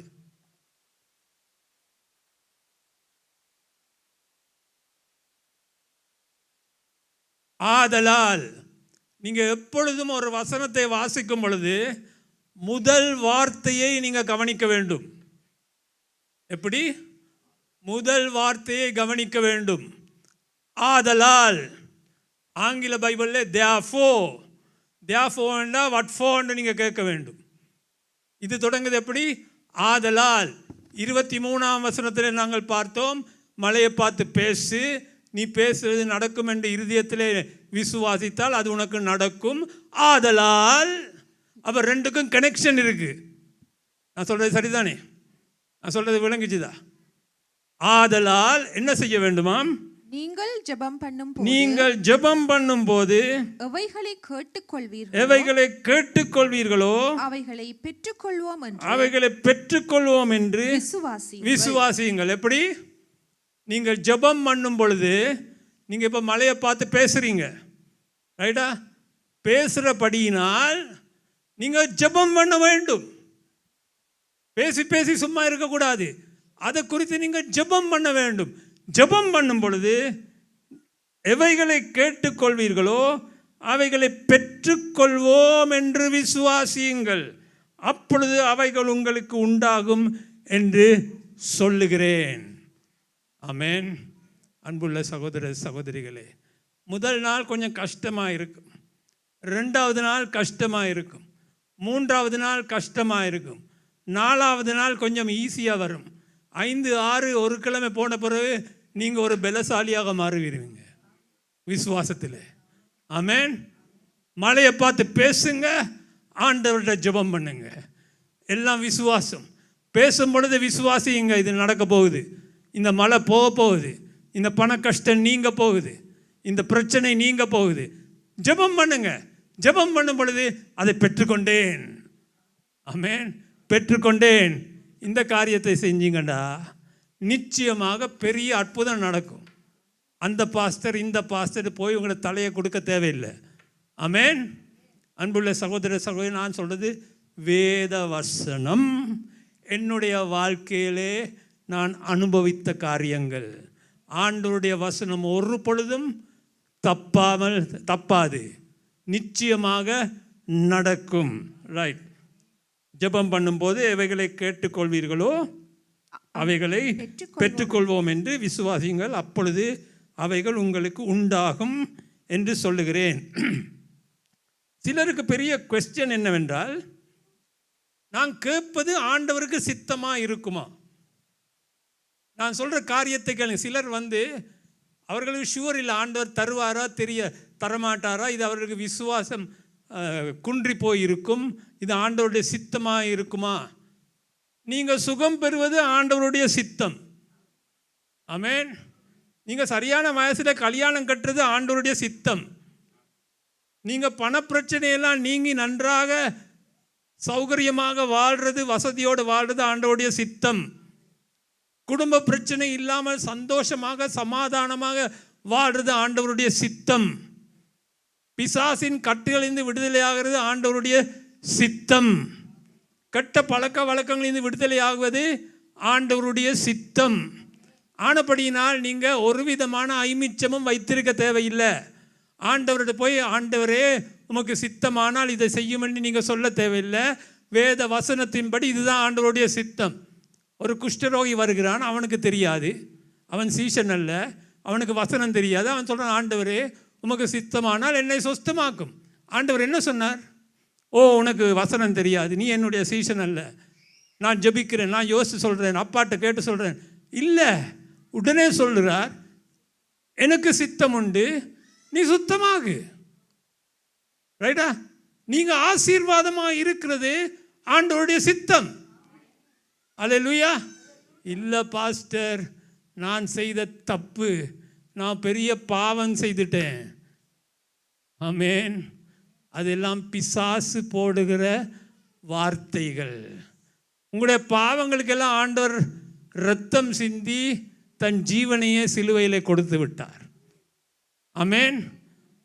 சபைகளை அடித்து நொறுக்கி எரித்த சவுலையே ஆண்டவர் மன்னித்து, பாவம் மன்னித்து பவுலாக மாற்றி அவனை அவ்வளவாக பாவித்தார்னா நீங்கள் எம்மாத்திரம்?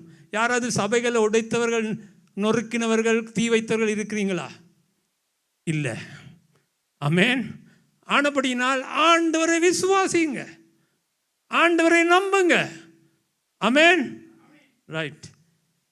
சரி, இந்த நேரத்தில் நாங்கள் பார்க்கிறோம், நாங்கள் மத்தேயு 21:22 நீங்கள் விசுவாசம் உள்ளவர்களாய் ஜெபத்திலே அவைகளை கேட்பீர்களோ அவைகளை எல்லாம் பெறுவீர்கள் என்றார். என்ன அழகான ஒரு வசனம் என்று பாருங்க. மத்தேயு 21:22 நீங்கள் விசுவாசம் உள்ளவர்களாய், விசுவாசம் அவசியம், ஜெபத்திலே எவைகளை கேட்பீர்களோ அவைகளை எல்லாம் பெறுவீர்கள் என்றார். நாங்கள் ஜெபம் பண்ணும் பொழுது ஆண்டவர் காது கொடுத்து கேட்கிறார். நாங்கள் விசுவாசிக்கும் பொழுது அவர் கிரியை செய்கிறார். ஆமென். அல்லேலூயா. இதுதான், இப்படி தான் ஆண்டவர் கிரியை செய்கிறது. நீங்கள் ஜெபம் பண்ணும் பொழுது அவர் கேட்குறார். அவர் அடுத்தது பார்க்குறது விசுவாசம் இருக்கா. நீங்கள் பார்த்தீங்கன்னா பைபிளில் ஆண்டவர் எத்தனையோ பேருக்கு சுகம் கொடுத்தார். சுகம் கொடுத்துட்டு என்ன சொன்னார்? உன் விசுவாசம் உன்னை ரட்சித்தது. என் விசுவாசம் என்று சொல்லலை, பேதுருவின் விசுவாசம் என்று சொல்லலை, யோவானுடைய விசுவாசம் என்று சொல்லலை, உன் விசுவாசம் உன்னை ரட்சித்தது. ஆண்டவருடைய ஏதாவது பெற்றுக்கொள்ள வேண்டுமானால் விசுவாசம். அது இன்றைக்கு நடக்காது, நாளைக்கு நடக்காது. உங்களுடைய விசுவாசம் எவ்வளவு ஸ்ட்ராங் ஆகுதோ அது மட்டும் ஆண்டவர் பார்த்து கொண்டு இருப்பார். நீங்கள் எவ்வளவு விடாமுடியாக நீங்கள் பார்த்து அதை கேட்டுக்கொண்டே இருப்பீர்களானால் நிச்சயமாக ஆண்டவர் சரியான நேரத்தில் நீங்கள் கேட்குறதை கொடுப்பார். சரி, சில காரியங்கள் நாங்கள் பார்க்க போகிறோம். பழைய ஏற்பாட்டிலே 1 சாமுவேல் 17ஆம் அதிகாரம் 38ஆம் வசனத்தில் நாங்கள் பார்க்கும் பொழுது இது தாவீதுக்கும் கோலியாத்துக்கும் நடந்த சில சம்பவங்கள். 38ஆம் வசனம். சவுல் தாவீதுக்கு தன் வஸ்திரங்களை உடுத்துவித்து வெண்கலமான ஒரு சீராவை அவன் தலையின் மேல் போட்டு ஒரு கவசத்தையும் அவனுக்கு. எத்தனை பேருக்கு இந்த கதை தெரியாது? கையை உயர்த்தி காண்பீங்க. ஆமென். பாருங்க, கோலியாத் என்று ஒரு அரக்கன் இருந்தான், ஒரு ஜாயண்ட். அவன் ஒரு பெலிஸ்தன். அவன் இஸ்ரவேல் ஜனங்களை யுத்தத்துக்கு சண்டைக்கு கூப்பிட்டு கொண்டு இருக்கிறான். ஆனால் அவனோடு சண்டை பிடிப்பதற்கு தகுதியான ஒருத்தரும் இஸ்ரவேல் இராணுவத்தில் இல்லை. அவன் பேசும் பொழுது இவர்களே நடுங்கி போய் ஒளிந்து கொள்ளுகிறார்கள். தாவீது என்று ஆட்டு மேய்க்கிற ஒரு வாலிபன் இருந்தான். நான் சுருக்கமாக சொல்கிறேன், ஃபுல் கதையை சொல்ல நேரம் இல்லை. அப்படின்னா ராத்திரி 12 மணி ஆகும். தாவீது ஒரு நாள் அவனுடைய சகோதரர் இஸ்ரவேல் இராணுவத்தில் இருந்தபடினாலே அவர்களுக்கு சாப்பாடு கொண்டு போய் யுத்த களத்துக்கு போகிறான். அவன் போகிற நேரத்தில் கோலியாத் உரத்த சத்தமாய் சொல்லுகிறான், ஓ, உங்களுடைய ஒரு மனிதன் இருந்தா, ஒரு ஆம்பளை இருந்தா வரட்டும்னு மீசையை முறுக்கி அவன் சொல்கிறான், என்னோட சண்டை பிடிக்கட்டும். இஸ்ரவேல் இராணுவம் எல்லாம் நடுங்கி கொண்டு இருக்குது. தாவீதுக்கு இது பிடிக்கலை. தாவீது போய் சவுல் ராஜாட்ட சொல்லுகிறான், நான் போகிறேன், நான் போய் யுத்தம் பண்ணுகிறேன், நீங்கள் வீட்டுக்கு போய் தயவு செய்து மிச்சத்தை எல்லாம் வாசித்து பாருங்கள். 1 சாமுவேல் 17ஆம் அதிகாரத்தில் இருக்குது. இப்பொழுது தாவீதுக்கு சவுல் சொல்லுகிறான், சரி, உனக்கு என்னுடைய அந்த யுத்தத்துக்கு போகும்போது அணிகிற அந்த கவசம் எல்லாம் போட்டு கையில் பெரிய வாளெல்லாம் கொடுத்து அனுப்ப பார்க்குறான். ஆனால் அது ஒன்றும் அவனுக்கு பிடிக்கலை. 39ஆம் வசனம். அவனுடைய பட்டயத்தை தாவீது தன் வஸ்திரங்கள் மேல் கட்டிக்கொண்டு அதிலே அவனுக்கு பழக்கம் இல்லாததினால் நடந்து பார்த்தான். அப்பொழுது தாவீது சவுலை நோக்கி, நான் இவைகளை போட்டுக்கொண்டு போகக்கூடாது, அந்த அப்பியாசம் எனக்கு இல்லை என்று சொல்லி அவைகளை களைந்து போட்டு. இவனுக்கு அந்த யுத்த காரியங்கள்லாம் இவனுக்கு தெரியல, இவனுக்கு பழக்கம் இல்லை, அதெல்லாம் இவனுக்கு அணிய இயலாதுன்னு சொல்லி 40ஆம் வசனத்தில் தன் தடியை கையில் பிடித்து கொண்டு ஆற்றில் இருக்கிற 5 கூழாங்கல்லுகளை தெரிந்தெடுத்து அவைகளை மேய்ப்பருக்குரிய தன்னுடைய அடைப்பையிலே போட்டு தன் கவனை தன் கையிலே பிடித்து கொண்டு அந்த பெலிஸ்தன் அண்டையிலே போனான். இந்த இடத்துல இந்த கதைக்கு சம்பந்தம் இல்லாத ஒரு காரியத்தை உங்களுக்கு நான் சொல்ல விரும்புகிறேன். தாவீது போய் 5 கூழாங்கல்லுகளை ஆத்தங்கரை ஓரத்தில் இருந்து எடுக்கிறான். இந்த கூழாங்கல் என்றால் என்ன? ஆங்கிலத்தில் ஸ்மூத் ஸ்டோன்ஸ் என்று கூறப்பட்டிருக்கிறது. அதாவது அந்த அந்த அந்த கல் சில நேரங்களில் இந்த சில வீடுகளில் ஃபிஷ் டேங்க் வச்சிருப்பார்கள், அதில் நீங்கள் பார்த்துருப்பீங்க கூழாங்கல். நானும் வச்சுருந்தேன். அந்த அந்த கல் ரஃப்பாக இருக்காது, ஸ்மூத்தாக இருக்கும், பாலிஷ் பண்ண மாதிரி இருக்கும். தாவீது போய் அந்த மாதிரி கற்கள் 5 ஆத்தங்கரையிலேருந்து எடுக்கிறான். அந்த மாதிரி கற்கள் எல்லாம் ஆத்தங்கரையில் தான் இருக்கும். காரணம் என்ன? அந்த ஆற்றுல இருக்கிற தண்ணீர் அப்படி அடித்து அடித்து அடித்து அந்த தண்ணீர் அப்படி போய் போய் போய் வர்ற நேரத்தில் அந்த கற்கள் ஒன்றோடொன்று தேய்ப்படும். தேய்ப்படுற நேரத்தில் அது ஸ்மூத்தாக மாறும். அதுதான் கூழாங்கல். இப்போ இந்த கூழாங்கல்லை எடுத்து தான் தாவீது அரக்கனை தோற்கடிக்க போகிறான். ஆண்டவர் உங்களை கொண்டு சாத்தானை வீழ்த்த வேண்டுமானால் நீங்க கூழாங்கல்லா மாற வேண்டும். கூழாங்கல்லா எப்படி மாறுவது? ஆண்டவர் விடுதலை நேரம் என்ற ஒரு குரூப்புக்கு உங்களை கொண்டு வந்து போடுவார். விடுதலை நேரம் தான் ஆறு. அந்த ஆற்றுல தண்ணீர் அப்படி இப்படி அசையும் பொழுது நீங்கள் விடுதலை நேரத்தில் இருக்கிற ஒருவரோடு ஒருவர் உரசி கொள்ளுவீங்க. ஆமேன். சில நேரங்கள் அப்படி தான் சண்டை வந்தால் நான் தான் போய் அதை ஷேப் பண்ணி வைப்பேன். ஆமேன். ஒருத்தரோடு ஒருவர் உரசி உரசி உரசி ஆண்டவர் அதை செய்ய பண்ணுகிறார். ஆண்டவர் தான் அதெல்லாம் செய்வார். காரணம் என்ன? கொஞ்ச நாள் ஆன பிறகு நீங்கள் ஸ்மூத்தாக மாறிடுவீங்க. ஸ்மூத்தாக மாறின பிறகு தான் தாவீதுன்னு ஒருத்தன் வருவான். அவன் உங்களை தேர்ந்தெடுத்து கோலியாத்தை கீழே தள்ள உங்களை சூஸ் பண்ணி கொண்டு போவான். ஆமேன். ஆனபடினால உங்களுடைய சபைகளிலும் கூட அப்படி இருக்கலாம். உரசப்படுகிறீர்களானால் கவலைப்படாதீங்க, சந்தோஷப்படுங்க. ஆமேன். ஆண்டவர் உங்களுடைய வாழ்க்கையில் ஒரு காரியத்தை செய்கிறார். பாருங்க பாஸ்டர், அவள் என்ன பேசிட்டா, அவள் சரியான பொறாமை என்னல, பரவாயில்லை, ஆண்டவர் தான் அதை செய்கிறார். என்ன செய்கிறார்? உங்களை பாலிஷ் பண்ணுகிறார். அந்த ரஃப் எஜஸ் எல்லாம் ஸ்மூத் ஆக்குகிறார். நீங்கள் ஸ்மூத் ஆக்குனா தான் கோலியாத்தை கீழே தள்ளலாம். ஆமேன். சிலருக்கு அது பிடிக்கல, பரவாயில்லை. சரி, நாங்கள் பார்க்குறோம்.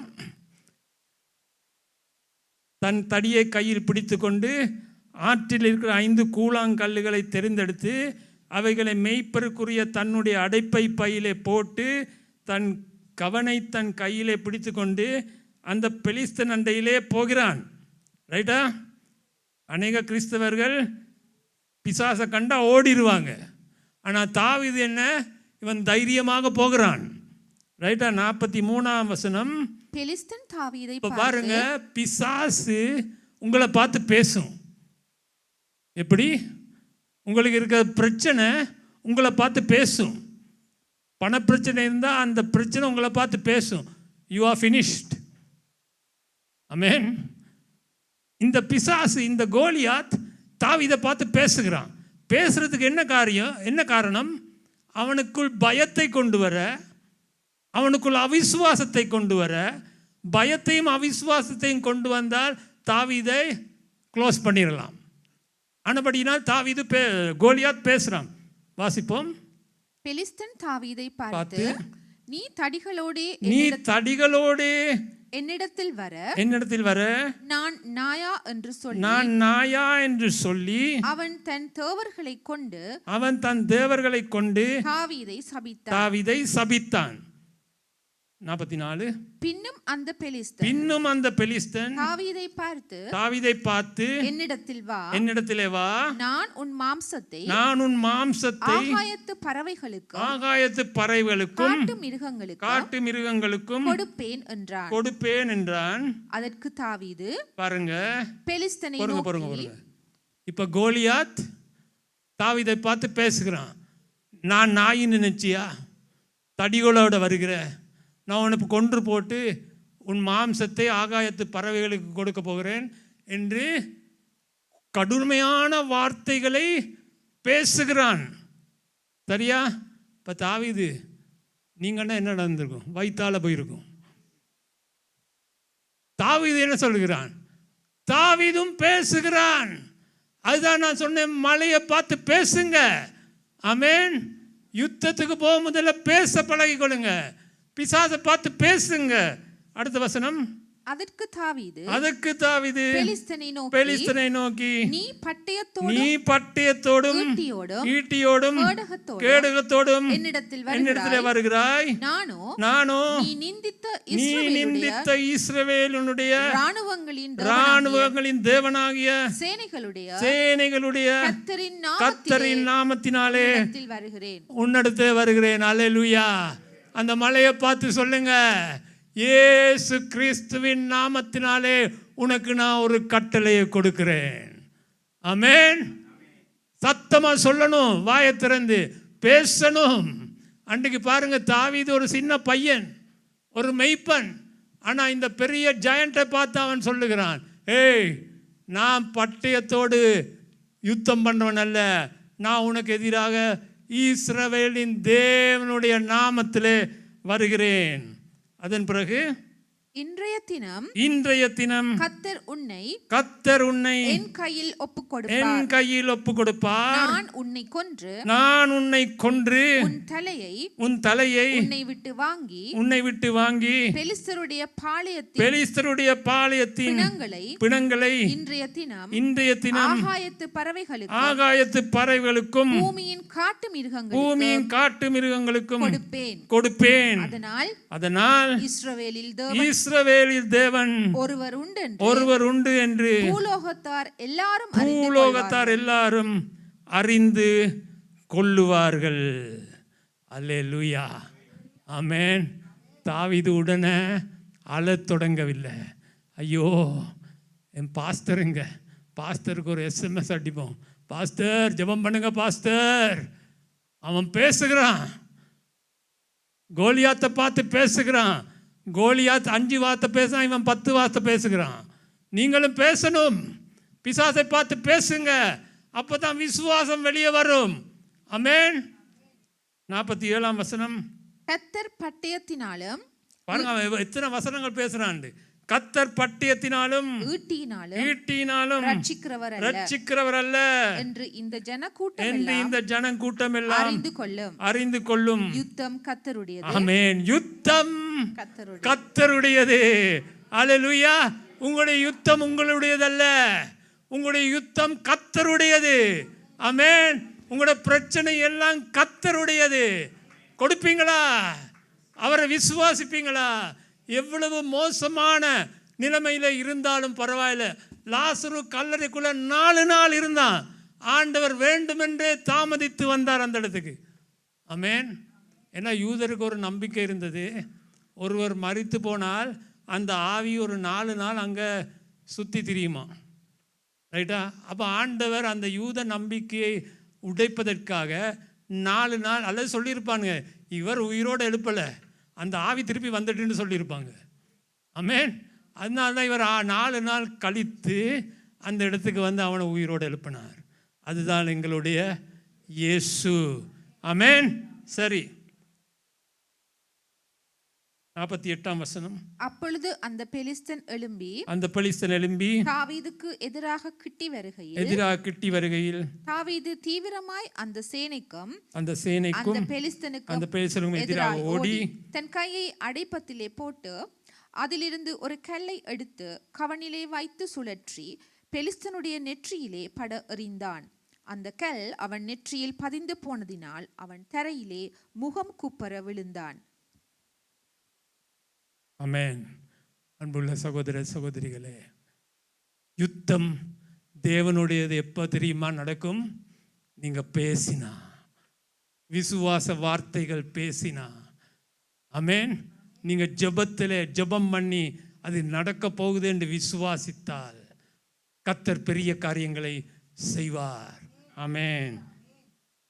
சரி, நாங்கள் பார்ப்போம் இன்னொரு கதை. தீர்க்கதரிசி ஒருவன் இருந்தான்.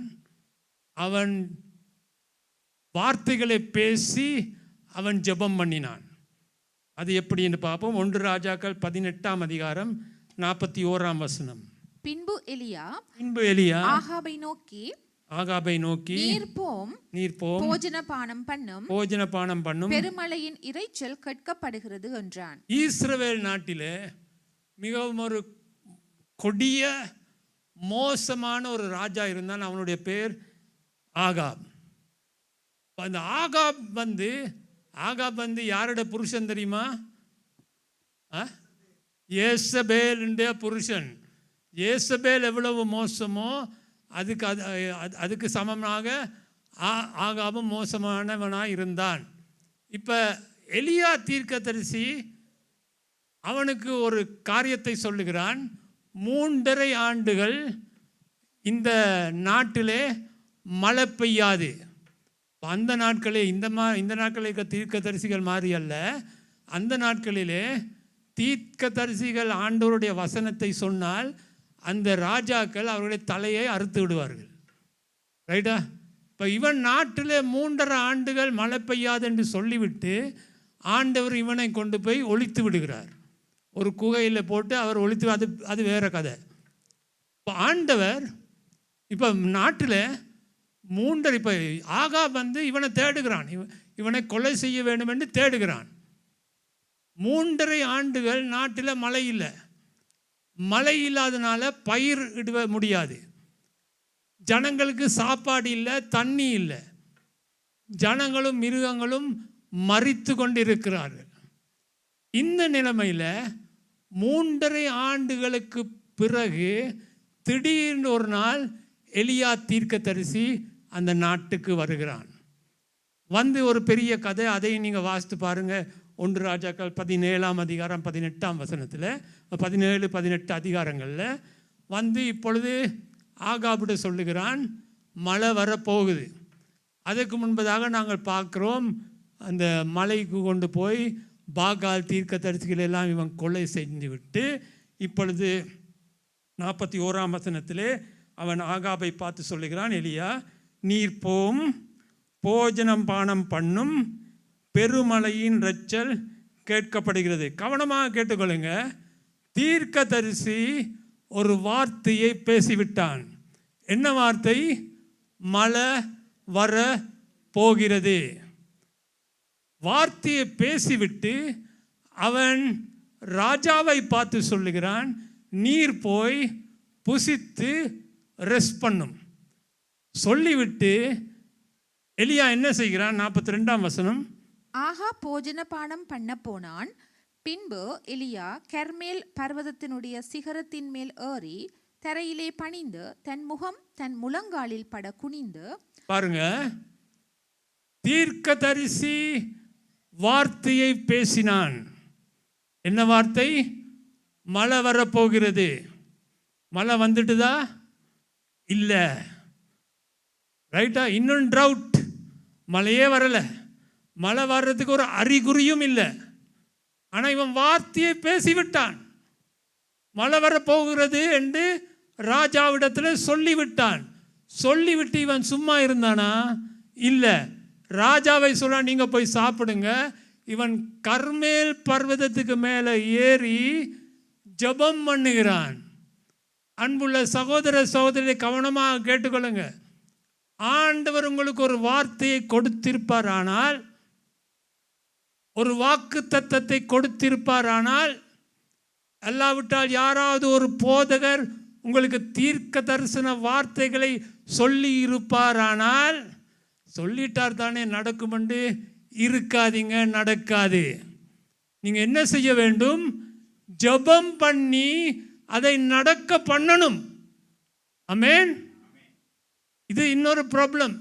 கிறிஸ்தவர்கள் நினைக்கிறார்கள் தீர்க்க தரிசன வார்த்தை சொன்ன உடனே அது ஆட்டோமேட்டிக்காக நடக்காது. அந்த வார்த்தைகளை நீங்கள் ஜெபம் பண்ணி, உபவாசம் இருந்து ஜெபம் பண்ணி நடக்க பண்ணணும். அதைத்தான் எலியா செய்கிறான். அவன் வார்த்தையை பேசிவிட்டான், தீர்க்க தரிசனத்தை உரைத்து விட்டான். இப்பொழுது கர்மேல் பர்வதத்தின் உச்சியிலே போய் அவன் அங்கு போய் ஜெபம் பண்ணுகிறான். எப்ப? மழை வர மட்டும். எப்படி ஜெபம் பண்ணான்னு பாருங்க. திருப்பி அந்த வசனத்தை வாசிங்க. பின்பு எலியா இல்ல 42. ஆஹா போஜனபானம் பண்ண போனான். பின்பு எலியா கர்மேல் பர்வதத்தினுடைய சிகரத்தின் மேல் ஏறி தரையிலே பணிந்து தன் முகம் தன் முழங்காலில் பட குனிந்து. தன் முகம் தன் முழங்க அப்ப பாருங்க எவ்வளவு, தன் முகம் தன் முழங்காலிலே படும் மட்டும் அவன் ஜெபம் பண்ணுகிறான். ரைட்டா? அப்ப எவ்வளவு வேதனையோட, எவ்வளவு ஊக்கத்தோட, எவ்வளவு ஒரு விசுவாசத்தோட அவன் ஜெபித்திருப்பான்னு பாருங்க. அவனுடைய முகம் முழங்காலில் பட. யாருக்காவது அப்படி ஜெபிக்க முடியுமா? நானும் ட்ரை பண்ணி பார்த்தேன். இந்த முகம் முழங்காலில் பட முடியாது. வயிறு தான் விடாது. அநேகருக்கு ஜெபம் பண்ண முடியாது. காரணம் என்ன? வயிறு. ஆமென். அந்த வயிறு தான் ஜெபம் பண்ண முடியாது. ஜெபம் பண்ணும்போது அந்த வயிறு தான் ஒரு கால் அடிக்கும், பசி வரும். ஆமென். எலியா தீர்க்கதரிசி என்ன செய்கிறான்? கீழே குனிந்து, முழங்கால் பட குனிந்து அவன் ஜெபம் பண்ணுகிறான். ஜெபம் பண்ணிவிட்டு 43ஆம் வசனம், தன் ஊழியக்காரனை தன் நோக்கி, ஊழியக்காரனை நோக்கி, நீ போய் அவனுடைய விசுவாசத்தை பாருங்க. ஜெபித்தால் நடக்கும். இப்போ அவன் ராஜாட்ட சொல்லிட்டான் மழை வரப்போகுதுன்னு, அவனுக்கு தப்ப முடியாது. மழை வராட்டி ஆல் க்ளோஸ். கர்மேல் பர்வதத்திலே ஆல் க்ளோஸ், ரைட்டா? இப்போ ஊழியக்காரனை பார்த்து சொல்றான், நீ போய் பாரு, நீ போய் சமுத்திரமுகமாய் பார் என்றான். அவன் போய் பார்த்து ஒன்றும் இல்லை என்றான். நீ இன்னும் 7 தரம் போய் 7 தரம் அனுப்புகிறான். அந்த காலத்திலே பிதா குமாரன் பரிசுத்த ஆவியானவர் ஆமேன் என்ற ஜெபம் இல்லை. ஆமேன். ஒவ்வொரு ஜெபமும் பல மணித்தியாலங்கள் ஆகும். இப்போ இவன் 7 முறை வேலையாளை அனுப்புகிறான்டா, எத்தனை மணித்தியாலங்கள் ஜெபம் பண்ணியிருப்பான் யோசித்து பாருங்க. எவ்வளவு ஊக்கத்தோடு வேதனையோடு, ஆண்டவரே உம்முடைய வார்த்தையை நான் பேசிவிட்டேன், அது கட்டாயம் நடக்கணும் என்று சொல்லி ஜெபம் பண்ணுகிறான் ஊக்கமாக. அடுத்த வசனம், 7ஆம் தரம் இவன் இதோ சமுத்திரத்திலிருந்து ஒரு மனிதனுடைய உள்ளங்கை அத்தனை சிறிய மேகம் எழும்புகிறது என்றான். முதல்ல சின்னதாகத்தான் வரும். ஆமென். இவ்வளவு ஜெபம் பண்ணி அவன் அந்த வார்த்தையை செயல்படுத்துகிறான் பாருங்க. உங்களுடைய வாழ்க்கையிலே ஆண்டவர் வாக்குத்தத்தம் கொடுத்திருக்கிறாரா? நீங்கள் ஜெபம் பண்ணி அதை செயல்படுத்த வேண்டும். ஆமென். ஊக்கத்தோடு ஜெபம் பண்ணுங்க, விசுவாசத்தோடு ஜெபம் பண்ணுங்க, உபவாசம் இருந்து ஜெபம் பண்ணுங்க. ஆமென். அப்பொழுது அவன் நீ போய் ஆகாபை நோக்கி மழை உம்மை தடை செய்யாத படிக்கு இருதத்தை பூட்டி போய்விடும் என்று சொல் என்றான். 45ஆம் வசனம், சின்னதா தொடங்கிய ஒரு கிளவுட், ரைட்டா? 45ஆம் வசனம், அதற்குள்ளாக வானம் மேகங்களினாலும் காற்றினாலும் கருத்து பெருமழை உண்டாயிற்று. ஆகாப் ரதத்தில் ஏறி இஸ்ரேலுக்கு போனான். கர்த்தருடைய கை எலியாவின் மேல் இருந்ததினால் அவன் தன் அறையை கட்டிக்கொண்டு இஸ்ரேலுக்கு வருமட்டாக ஆகாபுக்கு முன் ஓடினான். ஆமென். இந்த காரியங்கள் எல்லாம் நடந்த பிறகுதான் கர்த்தருடைய கரம் அவன் மேல் வந்து, ஆமென், அவன் ஓடுகிறான். அந்த ரதங்களையும் பாஸ் பண்ணி அவன் ஓடுகிறான் தேவனுடைய பலத்தினால. ஆமென். நீங்களும் ஓடுவீங்க அப்படி. ஆமென். கர்த்தருடைய பலத்தினால. ஆமென். மனிதனுடைய காரியங்கள் எல்லாம் நீங்கள் ஓவர்டேக் பண்ணி நீங்கள் ஓடுவீங்க. ஆமென். இப்போ இதிலிருந்து நாங்கள் கற்றுக்கொள்வது என்ன? வசனத்தை விசுவாசிக்க வேண்டும், ஜெபம் பண்ண வேண்டும். அதுதான் மார்க்கு 11:23-24 சொன்னது. பேசுங்க, விசுவாசிங்க, ஜெபம் பண்ணுங்க, நம்புங்க. ஆமென். ரைட். இன்னொரு கடைசியான ஒரு சின்ன கதை. 1 நாளாகமம் 4ஆம் அதிகாரம் 9-10 வசனங்கள். 2 வசனங்களில் ஒரு பெரிய கதை இருக்கு, ரைட்டா? 1 நாளாகமம், யாபேஸ் தன்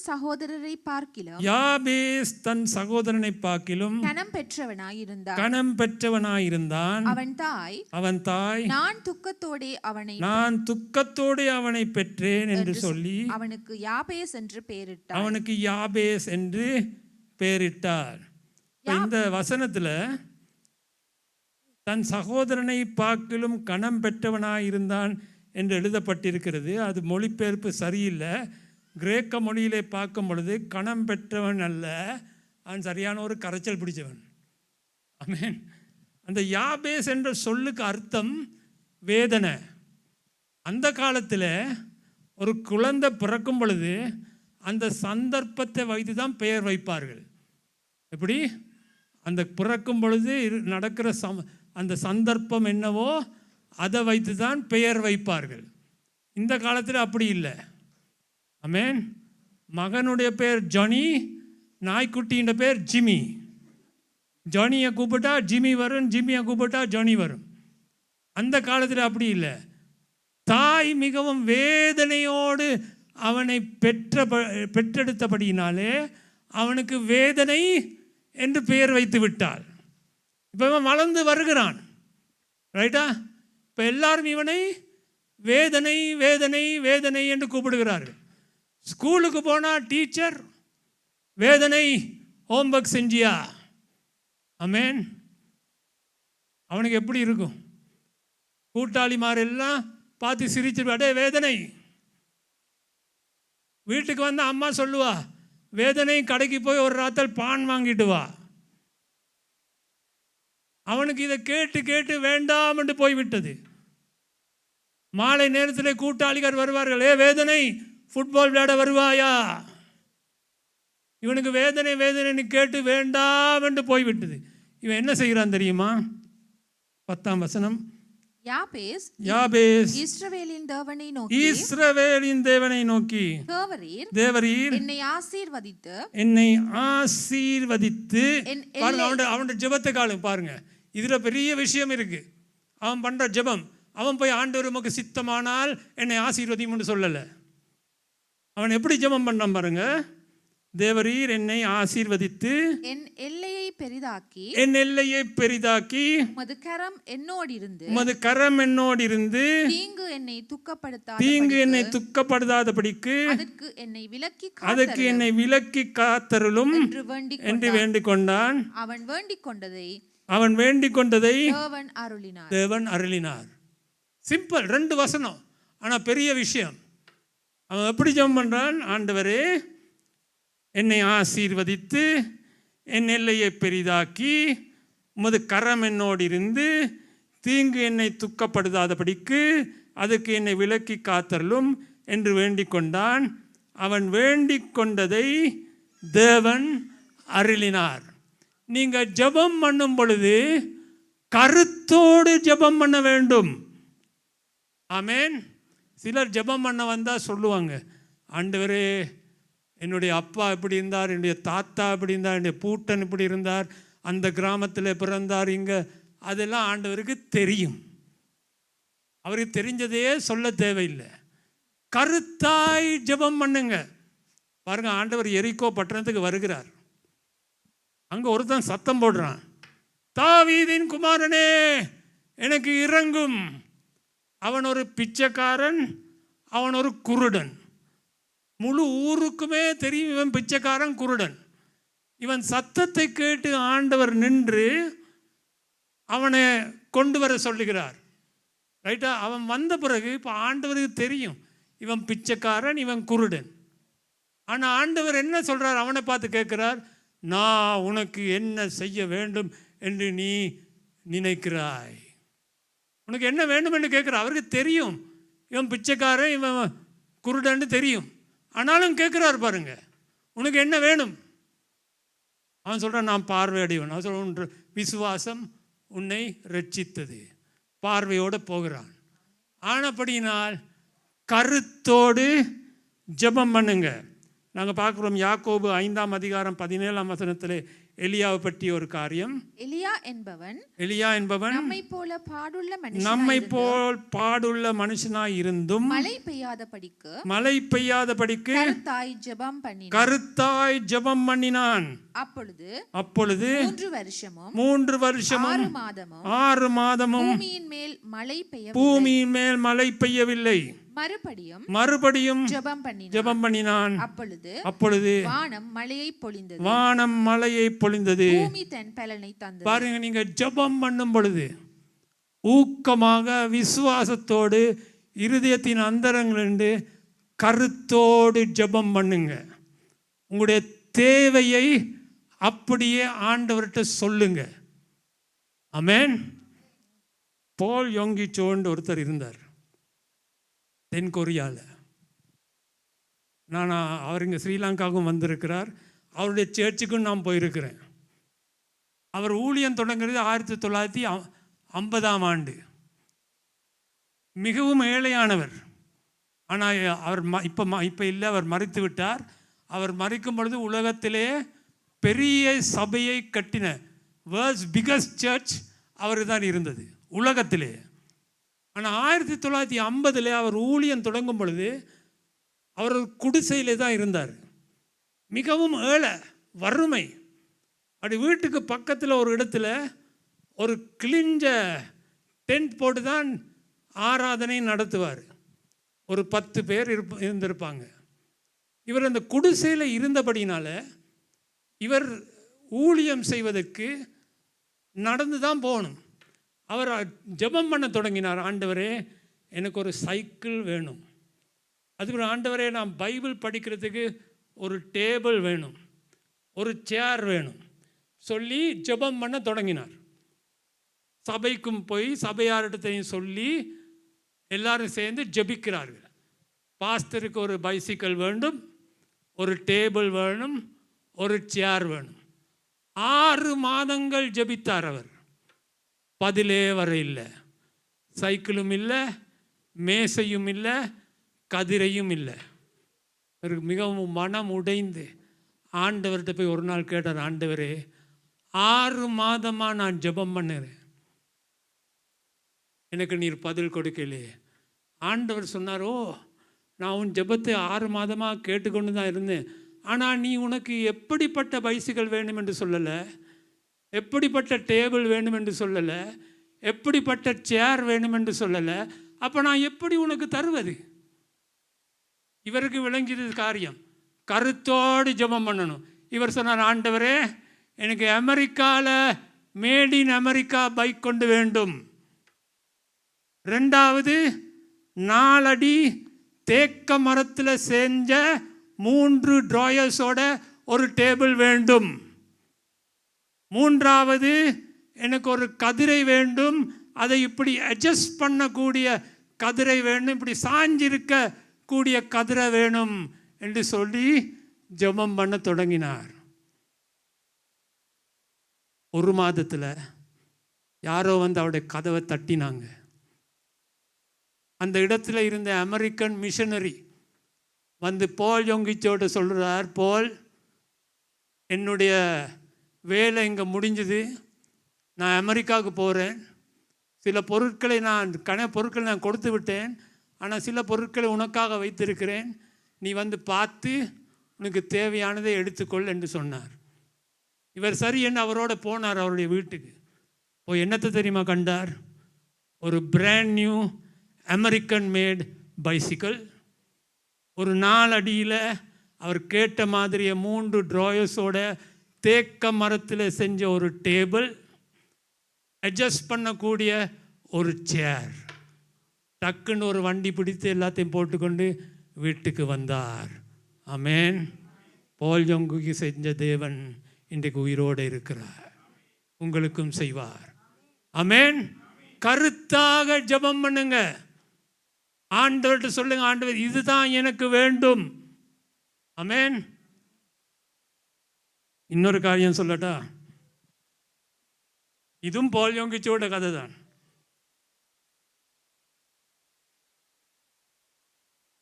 திருமணமாகிற வயசில் இருக்கிற வாலிப தம்பி தங்கைகளுக்கு நான் சொல்லுகிறேன், திருமணமானவர்களுக்கல்ல, இது உங்களுக்கு நடக்காது. ஆமென். சாம், உங்களுக்கும் நடக்காது. திருமண வயதில் இருக்கிற தங்கச்சிமார் தம்பிமார், ஆமென், உங்களுக்கு ஒரு நல்ல பார்ட்னர் வேண்டும். அல்லாவிட்டால் நீங்கள் வாழ்க்கையில் வேதனைப்படுவீங்க. பிறகு யாபேஸ் மாதிரி ஜெபம் பண்ண வேண்டியது வரும். ஆமென். ஒரு A4 ஷீட் ஒன்று எடுங்க, ரைட்டா? அதில் உங்களுக்கு எப்படி பார்ட்னர் வேண்டும் என்று எழுதுங்க. இப்போ நான் சொல்ல போகிற காரியங்கள் எல்லாம் திருமணமானவர்கள் யோசிப்பாங்க, ஐயோ எனக்கு முதல்ல தெரியலையே, தெரிஞ்சிருந்தா இப்படி செஞ்சிருப்பனே. ஒரு தாள் எடுத்து முதலாவது நீங்கள் எழுத வேண்டியது என்ன தெரியுமா? ரட்சிக்கப்பட்டிருக்க வேண்டும். ரைட்டா? பாயோ கேர்ளோ ரட்சிக்கப்பட்டிருக்க வேண்டும். அதுதான் ஃபர்ஸ்ட் டாப் ப்ரையாரிட்டி. ஆண்டவரை அறிந்திருக்க வேண்டும். ஆண்டவரை அறியாவிட்டால் ஆசீர்வாதம் வராது. ஆண்டவரை அறிந்த ஒரு நபரை நீங்கள் விரும்ப வேண்டும். ஆண்டவர்கிட்ட கேளுங்க, ஆண்டவரே எனக்கு இயேசுவை தன்னுடைய சொந்த இரட்சகராக ஏற்றுக்கொண்ட ஒரு மாப்பிள்ளை ஒரு பெண் எனக்கு தாங்கன்னு எழுதுங்க தாளில். 2வது பாயிண்ட், அவர் என்ன உயரம் இருக்க வேண்டும் என்று நீங்கள் விரும்புகிறீங்க? 5 feet 5 inchesனா எழுதுங்க 5 feet 5 inches. 5 feet no inchesனாண்டா அதையும் எழுதுங்க. ஆமென். உங்களுடைய எத்தனை ஹைட்? ஆம்பளைனா நீங்கள் 6 அடினா ஒரு 5.5 அடிக்கு பொம்பளையை தேடுங்க. பொம்பளைனா உங்களை விட கொஞ்சம் உயரமான ஆம்பளையை தேடுங்க. அதை எழுதுங்க தாளில். ஆண்டவரே இப்படிப்பட்ட நபர் தான் எனக்கு வேண்டும். ஆமென். அவர் கருப்பாக இருக்க வேண்டுமா, வெள்ளையாக இருக்க வேண்டுமா, சிவப்பாக இருக்க வேண்டுமா, பச்சையாக இருக்க வேண்டுமா, அதையும் எழுதுங்க. ஆமென். தாளில் எழுதுங்க, ஆண்டவரே எனக்கு ஒரு கருப்பி வேண்டும் அல்லது ஒரு கருப்பையா வேண்டும், அதை எழுதுங்க. ரைட்டா? அடுத்தது, பாஸ்டர் லம்பட்டை போல ஹேண்ட்ஸமாக இருக்கிற ஒரு ஆள் வேண்டுமென்றா அதையும் எழுதுங்க. ஆமென். இது பால் யோங்கிச்சோ சொன்ன காரியம், நான் ஏற்படுத்தினதில்லை. ரைட்டா? அதையும் எழுதுங்க. அல்லது கமலஹாசன் போல ரஜினிகாந்த் போல இருக்க வேண்டும் என்று விரும்பினீங்கன்னா அதையும் எழுதுங்க. ஆமென். அதன் பிறகு எழுதுங்க, தொக்கையா வேண்டுமா, மெல்லிசா வேண்டுமா? நீங்கள் மெல்லிசான ஒரு பொம்பளையை கட்டி ஒரு 10-15 ஆண்டுகளுக்கு பிறகு அவர் பண்டி குட்டியாக மாறினா அது ஆண்டவருடைய மிஸ்டேக் அல்ல. நான் ஒருத்தரையும் பார்க்கல. ரைட்டா? அவருடைய முடி ஸ்ட்ரெயிட்டாக இருக்க வேண்டுமா, சுருட்டு முடியாக இருக்க வேண்டுமா, அதையும் எழுதுங்க. ஆமென். குவாலிஃபிகேஷன்ஸ், ஆண்டவரே O level படித்திருக்க வேண்டுமெண்டா அதை எழுதுங்க. A level படித்திருக்க வேண்டுமெண்டா எழுதுங்க. நோ லெவல்ண்டா அதையும் எழுதுங்க. PhD வேண்டுமெண்டா அதையும் எழுதுங்க. கிராஜுவேட் போதுமெண்டா அதையும் எழுதுங்க. தொழில், எனக்கு டாக்டர் வேண்டும். ஆமென். அல்லது ஒரு லாயர் வேண்டும், அல்லது ஒரு இன்ஜினியர் வேண்டும், அல்லது ஒரு பேங்கர் வேண்டும், அல்லாவிட்டால் ஒரு பிஸ்னஸ்மேன் வேண்டும். ஆமென். அதையும் எழுதுங்க. கடைசியாக, ஆண்டவரே ஒரு நல்ல மாமியார் வர வேண்டும், நல்ல ஒரு மாமனார் வர வேண்டும். அநேக கல்யாணம் கட்டினவங்க நினைக்கிறாங்க, ஐயோ பாஸ்டர் லம்பட் நீங்கள் என்ன சந்திக்கலையே, இந்த போதனையை கேட்டு நான் அப்படி ஜபித்திருப்பேனே, மிஸ் பண்ணிட்டேனே பாஸ்டர். அன்புள்ள சகோதர சகோதரிகளே, இதையெல்லாம் ஒரு தாளில் எழுதி உங்களோட பைபிளில் வைத்து ஒவ்வொரு நாளும் ஜெபம் பண்ணுங்க. என் நாமத்திலே எதை கேட்பீர்களோ அதை உங்களுக்கு கொடுப்பேன். ஆமென். 6 மாதமானாலும் பரவாயில்ல, 1 மாதமானும் பரவாயில்ல, 2 வருஷமானாலும் பரவாயில்ல, ஒவ்வொரு நாளும் ஜெபம் பண்ணுங்க. திடீரென்று நீங்கள் நினைக்கிற விரும்புகிற அந்த நபர் உங்களுக்கு முன்னால் வந்து நிற்பார். ஆமென். அதுதான் விசுவாசம். ஆமென். அல்லேலூயா. உங்களை கொஞ்சம் சிரிக்க வச்சுட்டேன். இப்போ கொஞ்சம் கவலைக்கு எதுவான ஒரு காரியம். மார்க்கு 11:23 பார்த்தோம், 24 பார்த்தோம், இப்போ 25 பார்க்க போகிறோம். இதுதான் முக்கியமான விஷயம். நீங்கள் ஜெபம் பண்ணும்போது, நீங்கள் நின்று ஜெபம் பண்ணும்போது ஒருவன் பேரில் உங்களுக்கு யாதொரு குறை உண்டாயிருக்குமானால் பரலோகத்தில் இருக்கிற உங்கள் பிதா உங்கள் தப்பிதங்களை உங்களுக்கு மன்னிக்கும்படி அந்த குறையை அவனுக்கு மன்னியுங்கள். நீங்கள் மன்னியாதிருப்பீர்களானால் பரலோகத்தில் இருக்கிற உங்கள் பிதாவும் உங்கள் தப்பிதங்களை மன்னியாதிருப்பார் என்றார். சிரிப்பெல்லாம் எங்க போச்சு? ஆமென். 23 24 வேலை செய்யாது, 25 நடைமுறையில் இல்லாவிட்டால், 25 ஆண்டவர் என்ன சொல்லுகிறார்? யார் மேலாவது குறை இருந்தால் அவர்களை மன்னியுங்க. ஆமென். அன்புள்ள சகோதர சகோதரிகளே, 23 24 மட்டும் சொல்லி உங்களை கொஞ்சம் உஷார்படுத்தி வீட்டுக்கு அனுப்பியிருக்கலாம். ஆனால் அங்கே போய் அவருக்கு முன்பதாக நிற்கும் பொழுது அவர் கேட்பார், நீ ஏன் 25 சொல்லலை? ஆமென். அப்போ நான் என்ன பதில் சொல்கிறது? இப்போ நான் 25 சொல்லிவிட்டேன், மை ஹேண்ட்ஸ் ஆர் ஃப்ரீ. ஆமென்.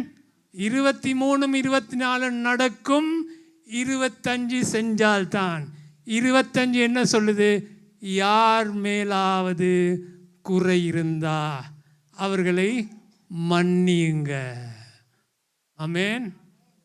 அன்புள்ள சகோதர சகோதரிகளே, ஆண்டவர் அதை விட கொஞ்சம் ஸ்ட்ராங்காக சொல்லுகிறார். நீங்கள் அவர்களை மன்னிக்காவிட்டால் உங்கள் பாவங்கள் மன்னிக்கப்படாது. உங்கள் பாவங்கள் மன்னிக்கப்படாவிட்டால் என்ன? நரகத்துக்கு போவீங்க. ஆமென். இந்த உலகத்தில் நமக்கு எதிரிகள் வேண்டாம். நம்மை தார்மாறாக பேசினாலும், நமக்கு தீங்கு செய்தாலும், நம்மை வேண்டாம் என்று தள்ளினாலும், நம்மை வெட்கத்துக்குள்ளாக்கினாலும் அவர்களை மன்னியுங்க, அவர்களுக்காக ஜெபியுங்க, அவர்களை ஆசீர்வதியுங்க.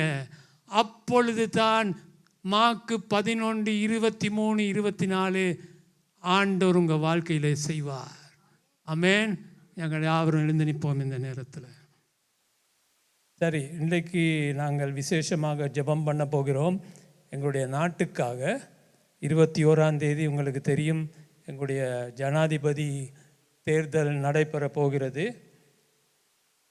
எவன் வந்தாலும் இந்த நாடு உருப்படியாது என்ற நிலைமையில் இருக்கிறவங்க அப்படி இருந்தால் பரவாயில்லை. ஆனால் நீங்கள் போய் உங்களுடைய வாக்குகளை கொடுக்குமாறு நான் வேண்டிக் கொள்கிறேன். என்றால் அது கட்டாயமாக நீங்கள் செய்ய வேண்டிய ஒரு காரியம். ஆனபடியால் நாங்கள் கிறிஸ்தவர்களாக இருக்கிறபடினாலே நாங்கள் ஆண்டவரை நோக்கி இந்த நேரத்தில் ஜெபம் பண்ண போகிறோம். ஒரு நியாயமான நேர்த்தியான ஒரு தேர்தல் நடைபெற வேண்டும். ஒரு விதமான ரயட்ஸோ ஒரு விதமான குழப்பங்களோ நடக்காமல் ஆண்டவர் பாதுகாத்து கொள்ள வேண்டும். அதே நேரத்தில் நீதியை நிலைநாட்டுகிற ஒரு ஜனாதிபதி எங்களுக்கு வேண்டும் என்று நாங்கள் ஜெபம் பண்ண போகிறோம். இந்த நேரத்தில் சகோதரி ஆன் வந்து ஜெபம் பண்ண போகிறார்கள். நாங்கள் யாவரும் எழுந்து நின்று அவளோடு சேர்ந்து நாங்கள் கர்த்தரை நோக்கி ஜெபம் பண்ணுவோம். நாங்கள் அனைவருமாக எழுந்திருந்து எங்கள் கண்களை எங்கள் தேவனுக்கு நேராக ஏறெடுத்து நாங்கள் இந்த இடத்துல ஜெபம் பண்ணுவோம். விசேஷமாக ஆண்டோடைய வசனம் சொல்கிறதுபடி நாங்கள் இந்த ஸ்தலத்தில் ஏறெடுக்கப்படும் ஒவ்வொரு ஜெப விண்ணப்பங்களும் கர்த்தருடைய கண்கள் காண்கிறதாகவும் அவருடைய செவிகள் கவனமாய் கேட்கிறதாகவும் இருக்குது என்று படிக்க நாங்கள் அனைவரும் ஒருமனப்படுவோம். நாங்கள் ஒருமனப்படும் பொழுது ஆரம்பத்தில் பாஸ்டர் சொன்னது போல் நாங்கள் ஒருமனப்படும் பொழுது அந்த ஜெபம் மிகவும் பலனுள்ளதாக இருக்கிறது. நாங்கள் அனைவருமாக எங்கள் கண்களை மூடி எங்கள் தலைகளை தாழ்த்தி எங்களுக்கு ஒத்தாசை வரும் பருவதங்களுக்கு நேராக எங்கள் தேசத்துக்காக நாங்கள் ஜெபிப்போம். சர்வ வல்லமுள்ள பரலோக தகப்பனே சுவாமி, இந்த வேலையெல்லாம் கூட நன்றியோடு ஸ்தோத்தரிக்கிறோம். கொடுத்த அந்த நல்ல தருணத்துக்காக உமக்கு நன்றி செலுத்துகிறோம். ஏசப்பா, உங்களுடைய நாம தெரிக்கப்பட்ட பிள்ளைகள் ஒன்று கூடி அப்பா எங்கள் விண்ணப்பங்களை ஏறெடுக்கும் பொழுது உங்களுடைய செவிகள் அந்த விண்ணப்பத்துக்கு திறந்திருக்கிறபடி கவனமாய் கேட்கிறபடினால் உமக்கு ஸ்தோத்திரம். அப்பா தகப்பனே, நாங்கள் கர்த்தாவே எங்களுடைய தேசம் நீங்கள் தந்த தேசம் சுவாமி, எங்களுக்கு தந்த நல்ல அழகான தேசத்துக்காக உமக்கு நாங்கள் நன்றி செலுத்துகிறோம். அப்பா, இந்த தேசத்தை கரைப்படுத்திருக்கிற பாவங்கள் எல்லாவற்றையும் நீங்கள் காண்கிறீங்க சுவாமி. அப்பா, கிருபையாக நீங்கள் மன்னிக்க வேண்டும்படியாக நாங்கள் செபிக்கிறோம் கர்த்தாவே. ஆம் சுவாமி, எங்கள் சத்தியத்தை அறியாதவர்களும் அதே போல் சத்தியத்தை அறிந்த பிள்ளைகளும் செய்கிற ஒவ்வொரு பாவங்களுக்கும் நீங்கள் மன்னித்து சுவாமி கர்த்தாவே எங்களுக்கு தேசத்துக்கு சேமத்தை தர வேண்டும்படியாக நான் செபிக்கிறேன் சுவாமி. கர்த்தாவே, ராஜாக்களை தள்ளி ராஜாக்களை ஏற்படுத்துகிறவர் நீங்கள் சுவாமி. உங்கள் கரத்திலே இந்த தேசத்தின் ஜனாதிபதி இருக்கிறார் கர்த்தாவே.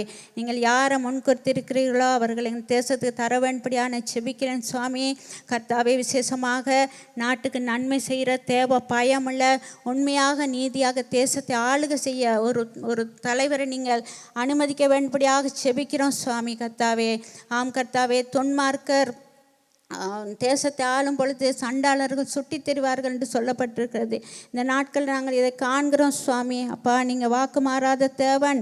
உங்களுடைய நாமம் தெரிவிக்கப்பட்ட பிள்ளைகள் உம்மை நோக்கி கூப்பிடும் பொழுது நீங்கள் மறு உத்தரவு அருளி செய்கிற கர்த்தர் சுவாமி. அதனால் கர்த்தாவே, நீங்கள் கிருபையாக மனதுருகி இந்த மாதம் நடைபெறுக்க, இந்த தேசத்தில் நடைபெறுக்க தேர்தல் உங்கள் கரத்தில் வைக்கிறோம். வாக்காளர்களை ஒப்பு கொடுக்குறோம். அவர்களுக்கு சரியான ஞானத்தை கொடுங்க சுவாமி. சரியான ஒரு நபரை தெரிந்தெடுக்கிற ஞானத்தை கொடுங்க. அவர்கள் கொடுக்குற வாக்குகள் சரியான நபருக்கு கொடுக்கத்தக்கதாக பரிசுத்த ஆவியானவர் ஒவ்வொருத்தரையும் வழி நடத்தும்படியாக செபிக்கிறோம் கர்த்தாவே. ஆம் சுவாமி, நீங்கள் செய்ய போகிற நன்மைக்காக நமக்கு நாங்கள் நன்றி செலுத்துகிறோம் அப்பா. இந்த தேசத்தை நீங்கள் ஆசீர்வதிக்க போகிறதுக்காக நமக்கு ஸ்தோத்திரம் செலுத்துகிறோம். பரிசுத்த பிதாவே, ஒரு எழுப்புதலை நீங்கள் உருவாக்க போகிறதுக்காக ஒரு ஆண்டவரே சுவாமி, ஒரு நல்ல ஆசீர்வாதத்தை எங்கள் தேசத்துக்கு நீங்கள் தரப்போகிறதுக்காக அப்படியார் ஒரு தலைவரை தர வேண்டும்படியாக நாங்கள் செபிக்கிறோம் சுவாமி. கர்த்தாவே, உமக்கு நாங்கள் நன்றி செலுத்துகிறோம். ஸ்தோத்திரத்தோடு கூடி அந்த ஜெபத்தை நாங்கள் ஏறெடுக்கிறோம் சுவாமி.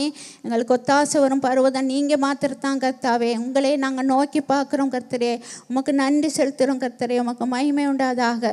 எல்லா மகிமையும் துதியும் கனமும் உமக்கே நாங்கள் செலுத்தி இந்த ஜெப வேண்டுதலை சர்வ வல்லமுள்ள இயேசு கிறிஸ்துவின் நாமத்தினாலே ஜெபிக்கிறோம் பரலோக பிதாவே. ஆமென். நன்றி சுவாமி. ஆமென்.